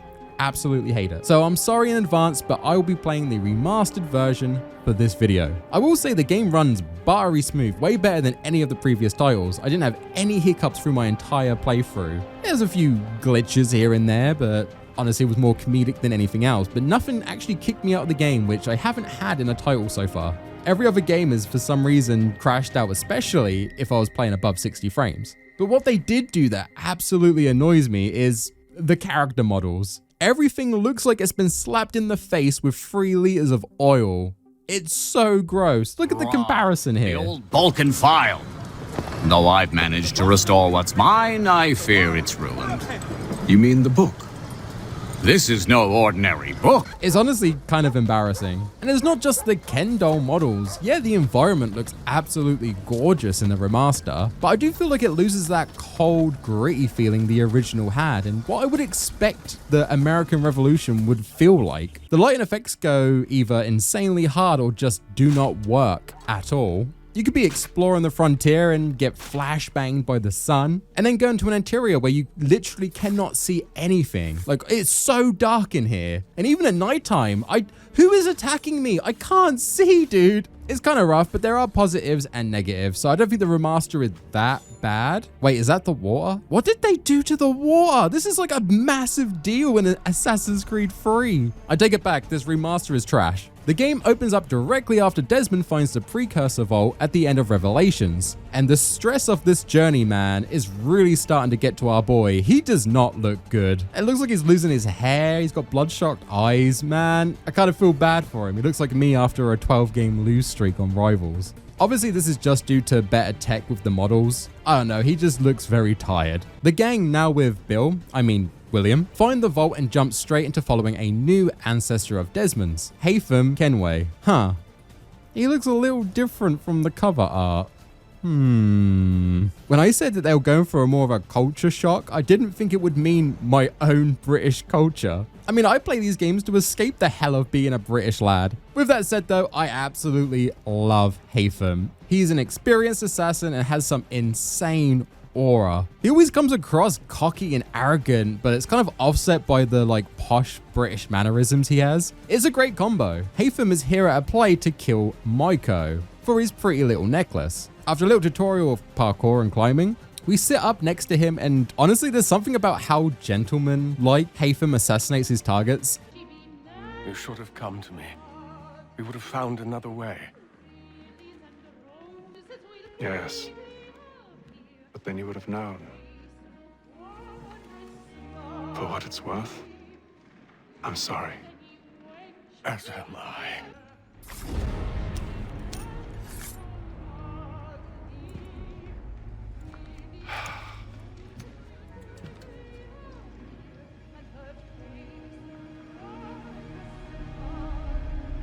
Again, I love the idea that even an organization of killers can have this like genetic British politeness. It's a step up from just diving out of a crowd with a hidden blade. Haytham puts it in Maiko and then escapes. He heads back to the Order and they tell him that he needs to go to America to find a precursor storehouse that should open up with this key. And while we're over there, there'll be some like-minded individuals that can help us achieve that. Once Haytham hits shore in America, we meet Charles Lee, Thomas Hickey, Benjamin Church, Pitcairn, and William Johnson. These were all historical real-world figures. The game has stopped being subtle with these now. I get there's a lot of big names in the Revolution, but my god, they're just all here. Next, we're going to turn the corner and Benjamin Franklin's going to be standing there. Oh, Jesus Christ! This is my first big issue with Assassin's Creed 3. I find it so hard to connect and appreciate these characters when the game throws so many at you so often. It's like they're really trying to cram as many historical figures as possible into this story, and it gets a bit much to keep track of. We have a bunch of tutorial missions with Haytham and an introduction to, like I said, Benjamin Franklin. That's this game's Diet Da Vinci. He doesn't really do anything other than tells us to go collect his lewd anime collection that's just left in the city. These are this game's collectibles. And you know what's worse than collecting a bunch of meaningless shit? Collecting a bunch of meaningless shit that moves around the map and disappears if you're not fast enough. This is probably the worst way to do collectible hunting. And I have bitched and moaned about the collectibles in these games so much, I'm just gonna say I outright refused to do this one. Haytham is then later tasked with breaking out one of his men from a British fort. He does this by stealing one of their native enslavement convoys. This is where he meets Ezio. I'll see you safe. You have my word. And it seems Haytham has a thing for women that don't speak. Honestly, checks out for the time period. After saving her and her native friends, we take down Braddock, who was trying to take their land by force. As thank you, she takes us to the precursor storehouse we've been searching for, which is the same vault Desmond and gang are in currently in modern day. But Haytham can't open it, as the key he thought would open it doesn't. It's actually used for a door inside the vault, but he don't know about that. Convinced that there would be a way to get into this vault, he decides to stay in America and build up his organization there as the leader. Not before getting a taste of the land's forbidden fruit. It's Ezio, he bangs Ezio. The game then hits me a little bit too real and has this British deadbeat. Me? No, the other cock robbing. Impregnate a local girl and then just fucking dips. I thought I was playing a funny Assassin's Creed game in the American Revolution, not reliving my upbringing. He returns to his order and introduces Charles Lee into the fold. And I guess, yep, the dude's gonna lose a finger. Welcome to the Creed, I guess. Do you swear to uphold the principles of our order and all that for which we stand? I do. And never to share our secrets nor divulge the true nature of our work? I do. And to do so from now until death, whatever the cost? I do. Give me your hand. You are a Templar. May the Father of Understanding guide us. May the Father of Understanding guide us. What in the Buckingham Palace did he just say? This reveal honestly goes so hard. I mean, we all knew this wasn't the main character. The box art is completely different and the trailers kind of ruined that. I do kind of wish they hid Connor's identity during the marketing for this game. It would have been cool if all they did was push Haytham as the new assassin and then we got the reveal. That would be actually huge, but I guess they couldn't really do that. But yeah, the charming British assassin, or what I thought was an assassin, is actually a dirty, stinking Templar. I love this. Every game, except AC1, really pushes the fact that the assassins equal good and Templars equal stinky. But while you're playing as Haytham, a high-ranking Templar, you don't feel like he's a bad guy at all. They never mention assassins, and in fact, they just refer to themselves as the Order. But the way he looks out for them, how charming he is, how well thought out, and how easy it is to understand his idealisms and motivation. It's so good. You never once think he's a bad guy. You think he is an assassin. It really does show you that these two groups are so similar. Just like with AC1. To me, it shows what Altair clocked all the way back in that game. The Assassin Templars are very similar in their flaws and their objectives. It's brilliant. It's not just a, oh shit, he's a Templar moment. It shakes what the player perceives as a Templar. If they are such the bad guys, how come you didn't know? How come you didn't know you were playing a bad guy, huh? Gamer, what do you think, huh? Not so smart now. It's honestly genius. I can't believe the devs decided to do a 3-hour tutorial. You play as Haytham for like 3 hours and then it just switches to the actual different real protagonist. I can't think of any other games that has done something like that before. I'm telling you, every video, I swear to God. Why is there so much carryover to Kingdom Hearts from Assassin's Creed? It's ridiculous, man. Fine, okay? Guys, if you would like to see me cover the funny Mickey game, let me know in the comments. Happy now? Alright, so after that bombshell with Haytham, Desmond decides to jump out of the Animus and is a little confused, now realizing that he also hails from the Templars as well as the Assassins. Honestly, dude, this shouldn't be a surprise to you after Assassin's Creed 3, but whatever. That plot thread didn't actually go anywhere. He accuses his dad of being a dirty Templar, and to be fair, his father handles it pretty well. I mean, you're my father, but turns out you're no better than the fucking Templars. Don't you ever equate me to those bastards again. Alright, so the modern day sections, I'm going to try and cover this in one fell swoop, just leaving the ending for when we get there. While you're playing the game, Desmond can jump out of the Animus just like in the previous titles. The goal here is that they're looking for a key in the past, but the gang needs to find the super cubes, these precursor artifacts, because that's all we ever look for in modern day, that power the vault, and he does this by heading out on his own assassin missions. I actually really dig the modern day sections this time around. It's such a nice change of pace from the you just move around a room in present day. And it really starts to show that Desmond is becoming a Super Saiyan equivalent of the Assassins. The guy is an absolute beast in this game. Like, the parkour is great, the stealth is really good, and Desmond can take constructive criticism. Speaking of which, it's the 21st century and you're still running around with only a tiny knife for protection? It's stupid. Oh shit, you're right. My god, this is so much easier.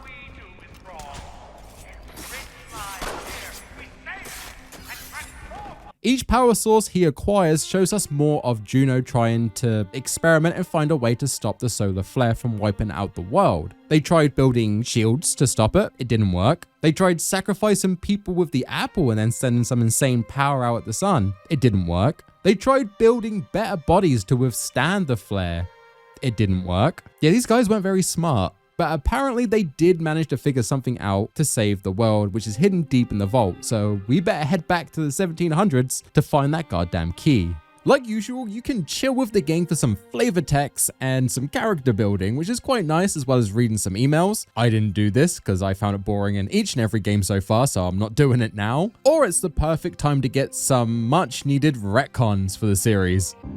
I killed her, you know. I killed Lucy. Desmond. Lucy was going to betray us and take the apple back to Abstergo. I saw the satellite launched, I saw them turn it on, and then it failed.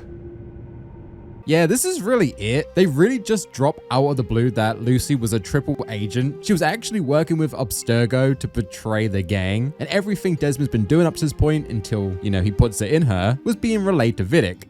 To be fair, this does kind of clear up an issue I have with Vidic because he hasn't been around for so long. So maybe he didn't need to because he had an agent on the inside, but it's still a bit rough. This was purely done because the actress that mocapped Lucy wanted more royalties if the character was used in later games. The devs, of course, didn't want to do this, so they just decided to kill her off outright. I guess that actress needs to level up her bartering a little more. Also in these sections, Desmond can spend some quality father and son time with his dad. You are such an asshole. Are you thinking about hitting me again? So now the game shifts from Haytham to Haytham's son as Desmond's next ancestor. His name is, Right. Well, I'm not even going to try and pronounce that. He goes by Connor later on, so I'll be doing that. Connor is playing hide and seek with his friends in his village till Charles Lee shows up and now the writers go full on with the Templars being bad again. The character shift here is actually insane. I could snap your neck, you know. A little more pressure and pop. The sad little flame of your life extinguished. You are a nothing, a speck of dust. You and all your ilk, living in the dirt like animals, oblivious to the true ways of the world. The dude was pretty chill when he was hanging out with Haytham, but now goes full literal psycho against a 5-year-old boy. He demands Connor to tell him where his village is located. It's honestly literally 30 feet behind us, but Connor outright refuses and Charles crashes out and decides to burn down the village. Or did he? Doesn't matter, Connor believes this is the case and he heads back to the village to find his mother burning alive, and after failing to save her, we skip forward to his adult life where he's far more reserved and angsty. He teaches his bestest buddy in the world, oh, nothing could break the bond between him and... Right. Well, I'm not even going to try and pronounce. And now I want to talk about the gameplay. I know we're like halfway through the video. The game loves padding, I'm sorry. We did play around as Haytham, but Connor has a few new skills and movements that I want to discuss more because these are what's new to the franchise. Haytham kind of just plays like a better Ezio. Connor's a different beast. Connor is far more agile than any other assassin so far in the series. Dude almost looks like he's dancing in these treetops, which is something Desmond later Sharinguns for his own arsenal in modern day. Again, I like the parallels between the jungle movement in modern architecture. I still think a modern ass game would be bloody fantastic. But it's not only mobility, Connor is an absolute beast. This Native American mixed with Britishness is bloodthirsty. This dude can take out armies of soldiers all on his own. And it's so clean. Just like with the other games, you can do your combo assassinations and finishers. But when it comes to the stealth side, even if you take a more stealthy approach, he's still a far better death dealer than Ezio, Altair, even Desmond.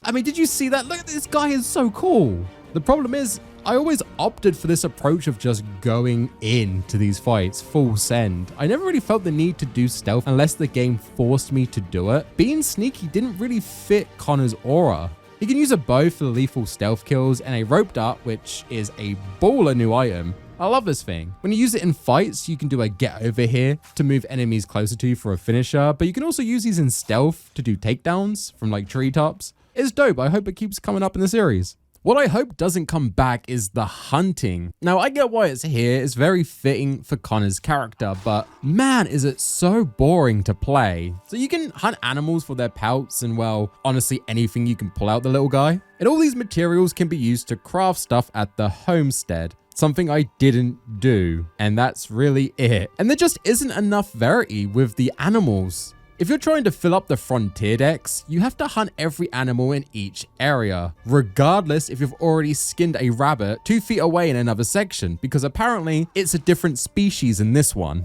I'm sorry, but hunting the same animal that has nothing different than the last one except its postcode is not fun. And the hunting side objectives are just so meh. It's just hunt X amount of animals or snare trap 20 rabbits. It's so monotonous. If you do these though, you do get some big game hunts, which are a little bit more interesting. Like this one here where we have to hunt a bear. Now I've done this several times, but this bear's slightly different. It has a taste for human flesh, which I found quite cool. Though I'm not sure why my horse is freaking out. Dude, it's a manhunter, not a horse hunter. Chill out, bro. This adds a little something different to the hunts, but even these start to become just hunt X animal and that's it. They don't really go anywhere. I don't know, this section just needed to cook a lot more in my mind, but I'll give props to the devs. The frontier just to travel in does look beautiful. Also out in these sections, you can explore catacombs. They make a return, and this time it's as the Captain Kidd questline. And again, these micro dungeons are so good. They're so cinematic. They're fun parkour stages. One even has Connor trying to infiltrate a fort, and he instructs his men to bombard it with explosives and cannon fire while he's still in there looking for treasure. That is baller as fuck.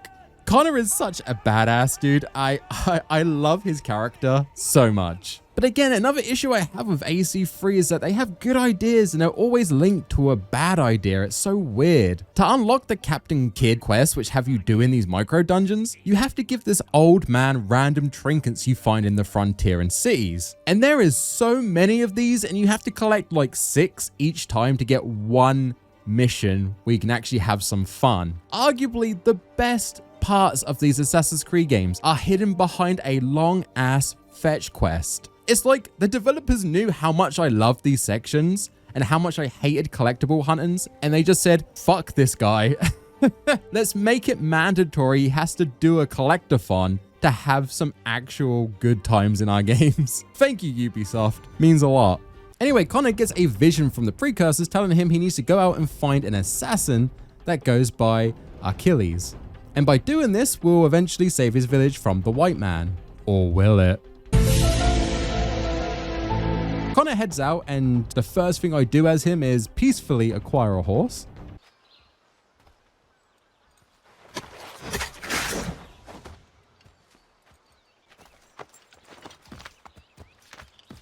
Connor then meets Achilles, who tells him to get off his land. And after we literally start harassing this poor old man, he eventually decides to train us in the way of the assassin, telling us stories of Ezio and how thanks to Ezio and him meeting the precursors, things with the Creed got all out of whack. Honestly, not wrong. I do hate that that's how probably the best assassin in history is being remembered as, the guy who talked to aliens. Connor eventually gets his robes, and the fit is actually dope. I like it a lot. The mix of the assassin white with the tribal decor, mwah, so cool. I was tempted to rock the Ezio gear because this was unlocked from the get-go, and it is my favorite attire, and there's no armor upgrades this time around, so it wouldn't really affect gameplay, but I felt like I should pay respect to Connor's wardrobe, and Ezio had like 3 other games, so it's only fair. So this is home this time around. It's called the Homestead. It's basically the Auditore villa, but just much bigger. You can build new buildings to attract tourists. You can get workers to join up in the settlement to help your cause. You can do side objectives to level these guys up, and you can recruit more of them in the field. Now, why would you do all of this, you ask? For a crafting system I really didn't use, or even care enough to write more about it in the script. So we get a motherfucking boat. Yeah, this is Achilles' boat, and it's the start of Ubisoft's weird addiction to naval fights. Now, it is pretty good in Assassin's Creed 3, but man, when you get a random weather effect during these missions, it does not half screw you over. During the first mission where you learn how to use this thing, I got the fog weather effect. And like most of this remaster, I can't see a goddamn thing. Everyone's talking like I should see so many boats right now, but all I see is nothing but cloud. It's like I walked into a hipster bar where you're allowed to vape inside.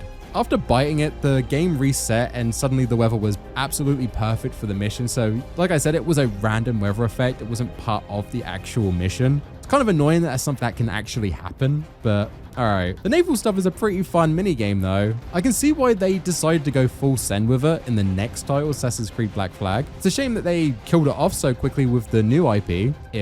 Alright, so Connor's character. Like I mentioned, he was built as a sort of anti-Ezio. Far more reserved, far more quiet, and to be fair, that fits his personality. But it does mean he just kind of gets pointed at targets and told to go kill, and he does it. There's never any back and forth. During most cutscenes, he just sort of stands in the corner, showing his resting bitch face. Docks are an angry place. Testers picketing the latest shipments of British tea. I find it so funny that this guy with this face was chilling in the same room as the Declaration of Independence was being made. It's such a funny image in my head. Now, this wouldn't be too much of a problem. Like I said, it fits his character. The man is out for revenge. All he wants to do is kill Templars. It's kind of based. But when he does talk a bit more or gets more involved in a plot beat, he comes across as a literal child. He bitches, he moans. It just feels like a complete polar opposite to the badass that was standing in the corner growling like a pit bull. It doesn't kill his character, and it doesn't happen that often, but it is something that when it did happen, I was kind of a bit like, ew, okay. He's still a fun character, and even when he doesn't say anything, watching him just tower over everyone with his insane build is fantastic. NFL needs to give this guy a sponsorship today. So Connor heads to Boston to see if he can find the Templars, and after saving a French dude from the evil tax man, he decides to help them get back at the Brits by throwing away all of their tea. And if there's one way to bitch slap a Brit, it's to throw away their tea. Obviously, this is the Boston Tea Party, a pretty big moment in the American Revolution. Connor, to be fair, doesn't really care about it. The Brits, the Patriots, at this point, he doesn't really give a shit. All he knows is that the Templars are working with the Redcoats, and if he sides with the Patriots at this point, it'll be the fastest way to find them. Like I said, he's got a one-track mind. He wants to kill the Templars and keep his village safe. He hears that William Johnson is trying to take the land from his people, which is obviously not good, and Connor proclaims that he's going to war against the Templars while he throws a tomahawk into Achilles' house. A little bit rude, bro. Could have found a tree. This is what his people do when they go to war, so it's actually kind of a big point for his character. He's going to war against the Templars. Only once he returns victorious will he remove the tomahawk.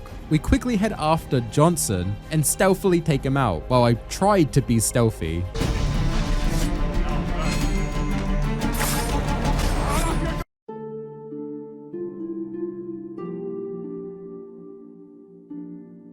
Once Johnson is dead, we get Connor's first Animus death scene. William proclaims that, yeah, he was trying to take the land from the natives, but this was in order to save the people. You see, if they worked with the British, they would have had better lives, and the locals, though, might not have an issue with the natives right now, this understanding probably won't last long, and the locals will probably turn on them and take their land by force anyway. At least this way, it's more of a transaction. Both sides get something, rather than it just being taken from under their feet. And I think that's brilliant. We all know historically, after revolutions, the natives got the rough end of the stick. That's insanely sugarcoating it, but I don't want to dive too much more into it. You can't help but think, sure, probably not, but maybe things would have been better if they did side with the Brits instead.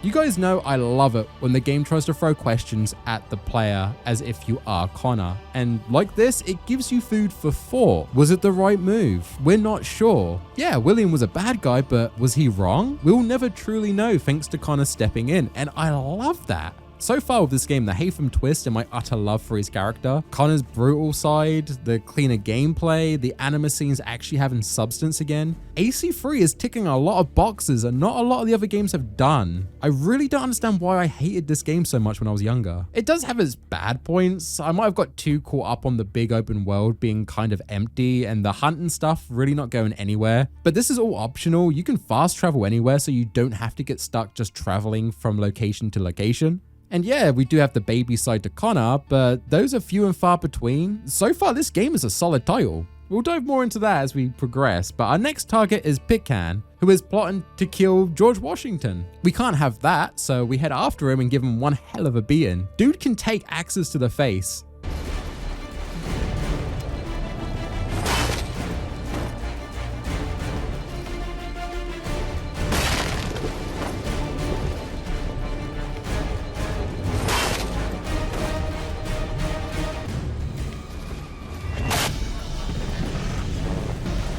After taking him out, we have our next target, which is Thomas Hickey. Now, to find these targets, we've been working pretty heavily with the Patriots. They're starting to think we're one of them. We're not really, but we are starting to agree with their idealisms and think that they are just trying to make the world, or at least this country, better for the locals. Hickey's a bit tricky though.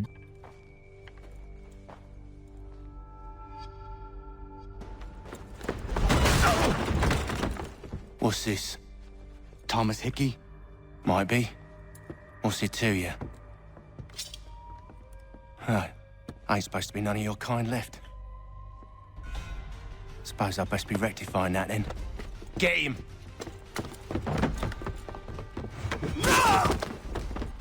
Chasing him, we both get caught and thrown into jail. We attempt to break out and kill Hickey on the way, but Charles Lee saves him and decides to pin the whole assassination attempt on Washington on our boy Connor. So we get escorted out to get the Auditore treatment. All seems lost. Maybe this is the end of Connor, getting wrongly accused. Maybe the Templars won.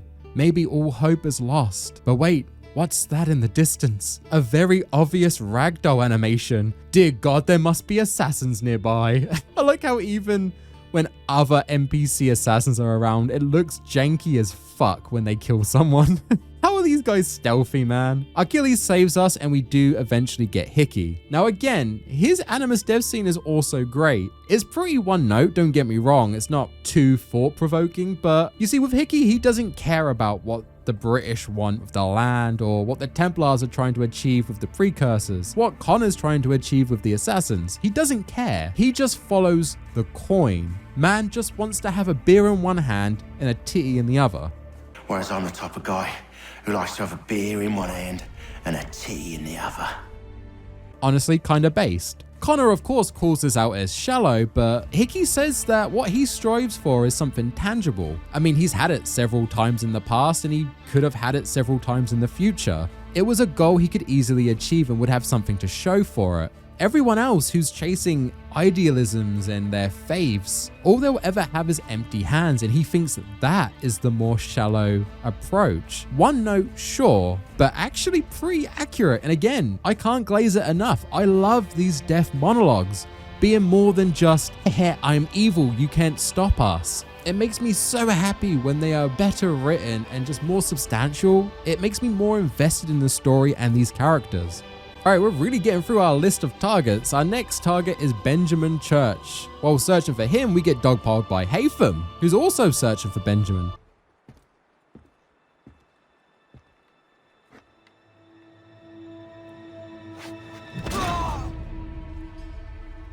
Father. Connor, any last words? Wait. A poor choice. I can't deny my favorite moments in this game are every time Haytham's on screen, I get giddy like a child. The two decide because their goals intertwine that they should have a truce of sorts while they both look for church. Not like going to church, like they're not looking for God, but you know what I mean? This means we get to party up with dear old daddy, and look chat, he came home with the milk. These two playing off each other is great. Haytham's nonchalantness and British cringe against Connor's more reserved and like Batman aura. They're such polar opposites, it makes for some really funny situations. Then what? Well, they should have come by sea. Well, they're talking in circles. We'll learn nothing watching as we are. Then what do you propose we do? March in there and demand answers? Well, yes. Ambush! Connor, little help here. We can interrogate them. And I know it's not canon, but I like that I made Connor just sit and watch his deadbeat dad get beaten to death.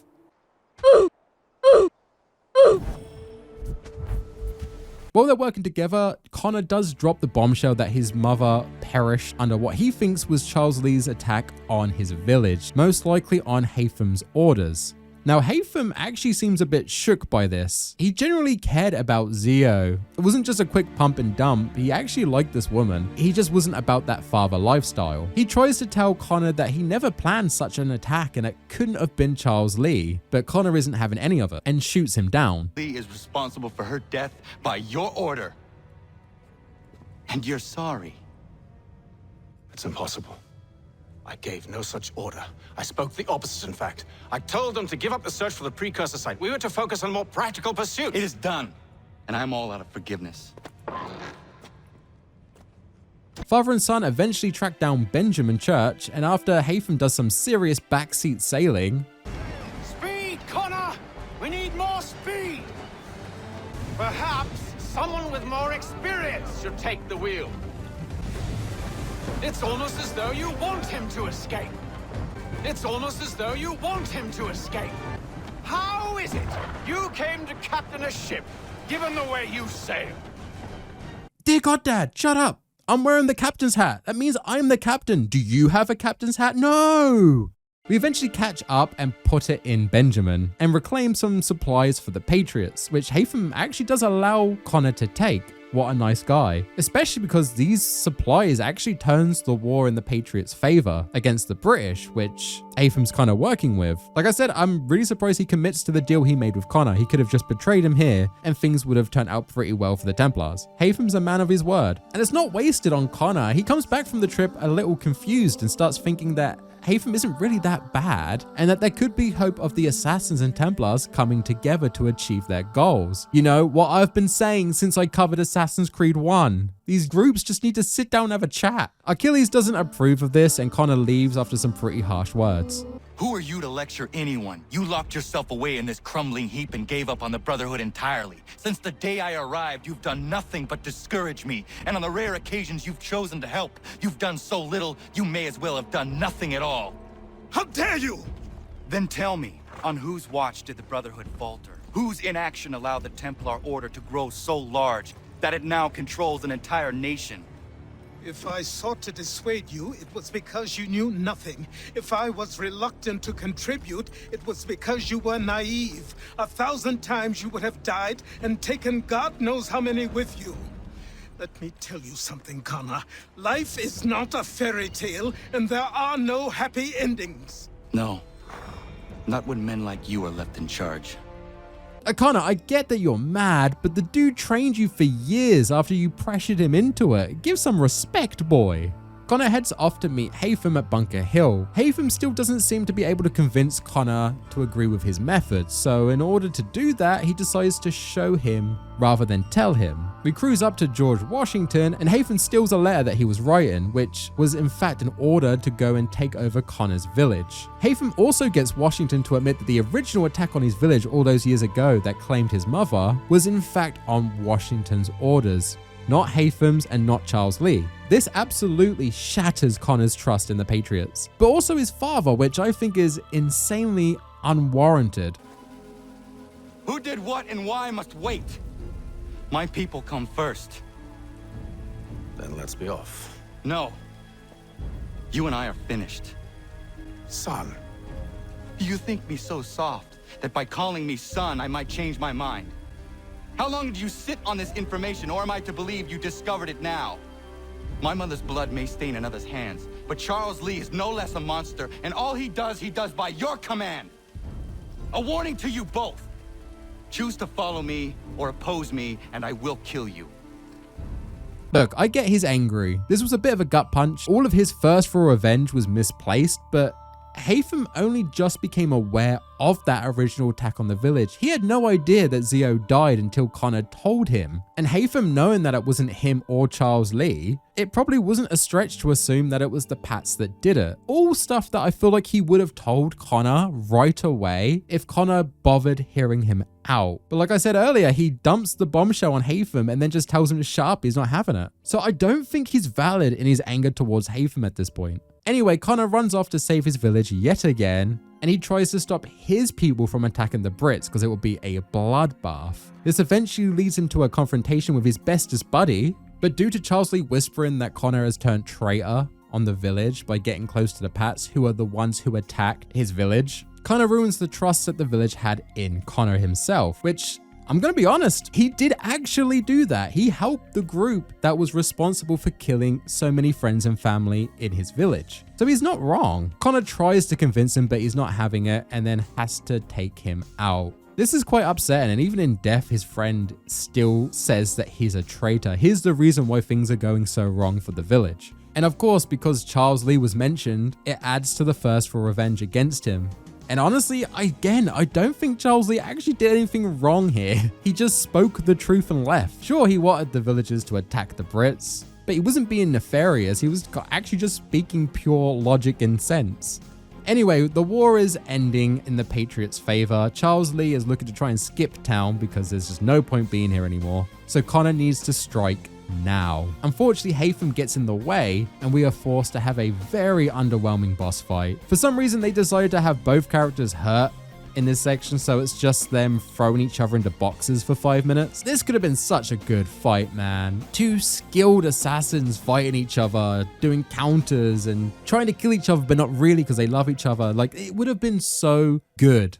But they just don't go with it. And there's this weird screen effect going off the whole time because Connor is technically hurt. I can barely see what's going on, man. Just like everything else in this remaster. Eventually the fight concludes and Connor puts it in his dad. Haytham goes on to say that he won't be remorseful, but is oddly proud of Connor for his determination. Even when it's misplaced and abused, he still commits to what he thinks is right. And he's envious of that. And also that he should have killed Connor first.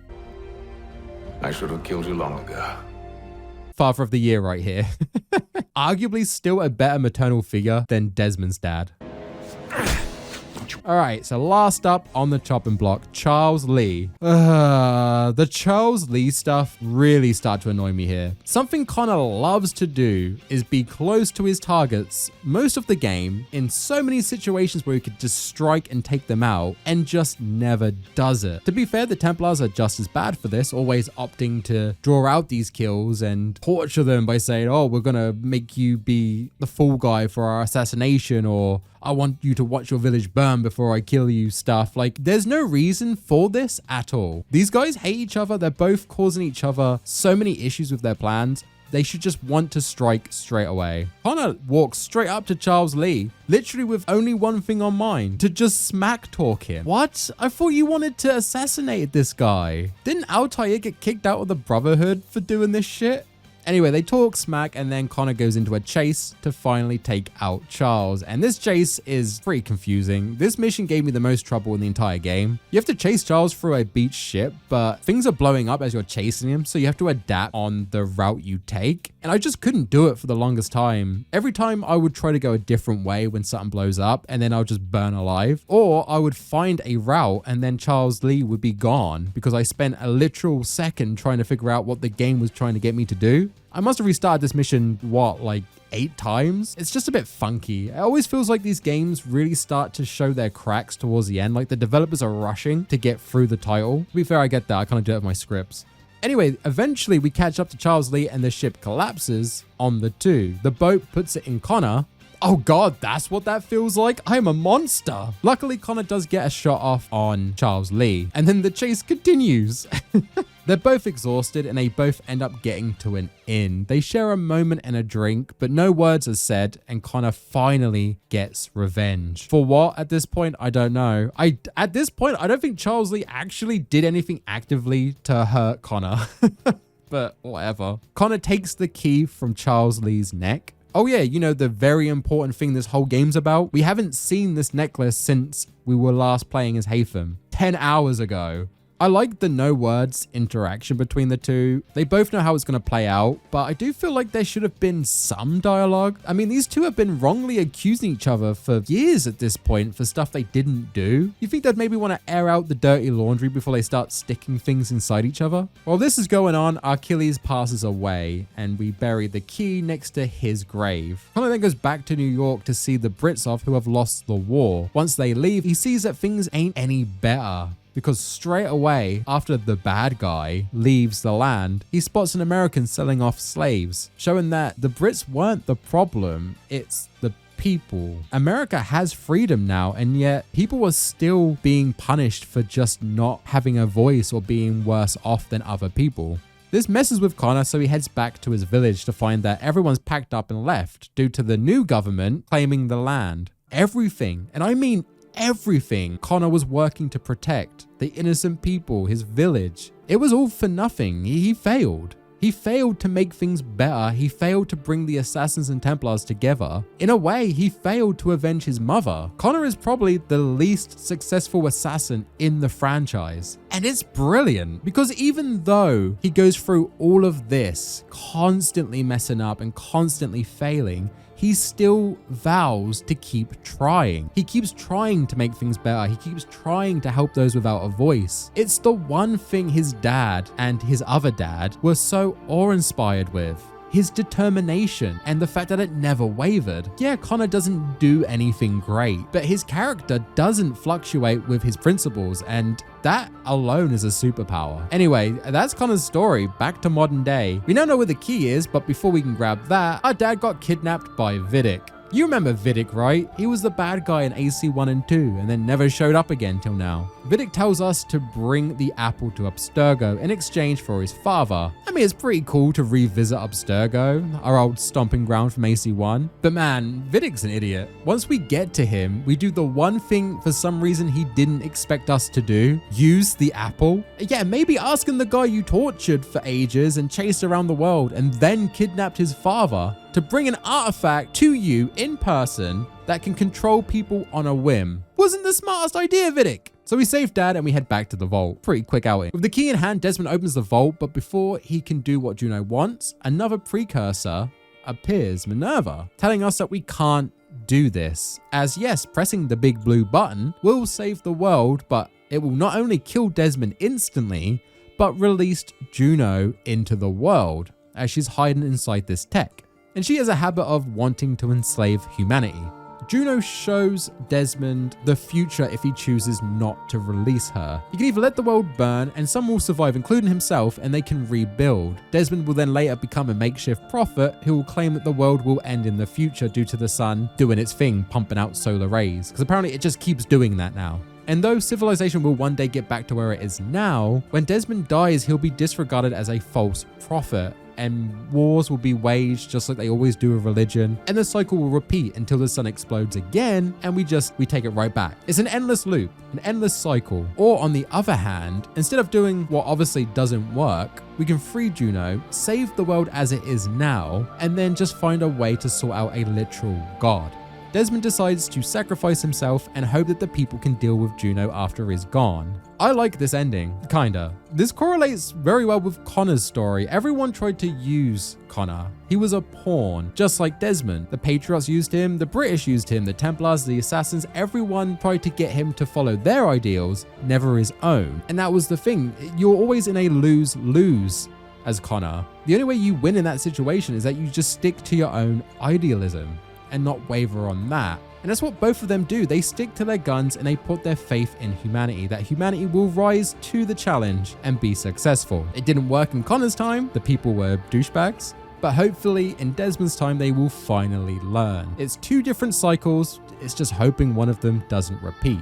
I think it's such good writing, but man, I hate the fact that for modern day story, we're done. If you've played the later titles, you get a few mentions, a few little tidbits, but the story kind of dies with Desmond here. And it's such a shame. Like I said at the start, I like having someone in the present look into the past to save the future. It's an interesting theme to me for a story, and it just stops here. I like that we get a conclusion at the very least to a story that's been getting dragged out for years. And the fact that Desmond dies isn't a problem to me. It's just the utter disdain the devs have for a modern day plot beat. That's the problem. They obviously just want to work on historical pieces. And going forward, that's pretty much all they do now, with no overarching plot. The rest of Desmond and Juno's story and what could possibly happen after AC3 was pushed to a comic book series. In terms of the game media, they're not connected anymore, which was the foundation of the first Assassin's Creed. The fact that we're all connected to our ancestors, like the Templars are connected to their idealism, the Assassins are connected by their idealism.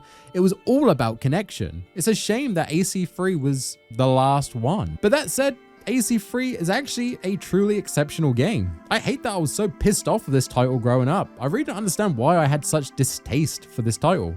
In fact, I rate it directly after AC2 in my tier list now, which this image right here is going to piss off a lot of people. But this is truly how I've enjoyed each of these titles. Connor deserved the robes that he wore. He's a fantastic assassin. He's right up there with the other greats. I don't know why he got so much hate and why I hated him so much. The remaster does some things right and some things very wrong, but didn't ruin my experience. So if you're able to play the original, I definitely recommend it. But if you're in a situation like me who has to play the remastered version, don't worry, it's still a good time. I have loved looking back at these titles in the Desmond saga.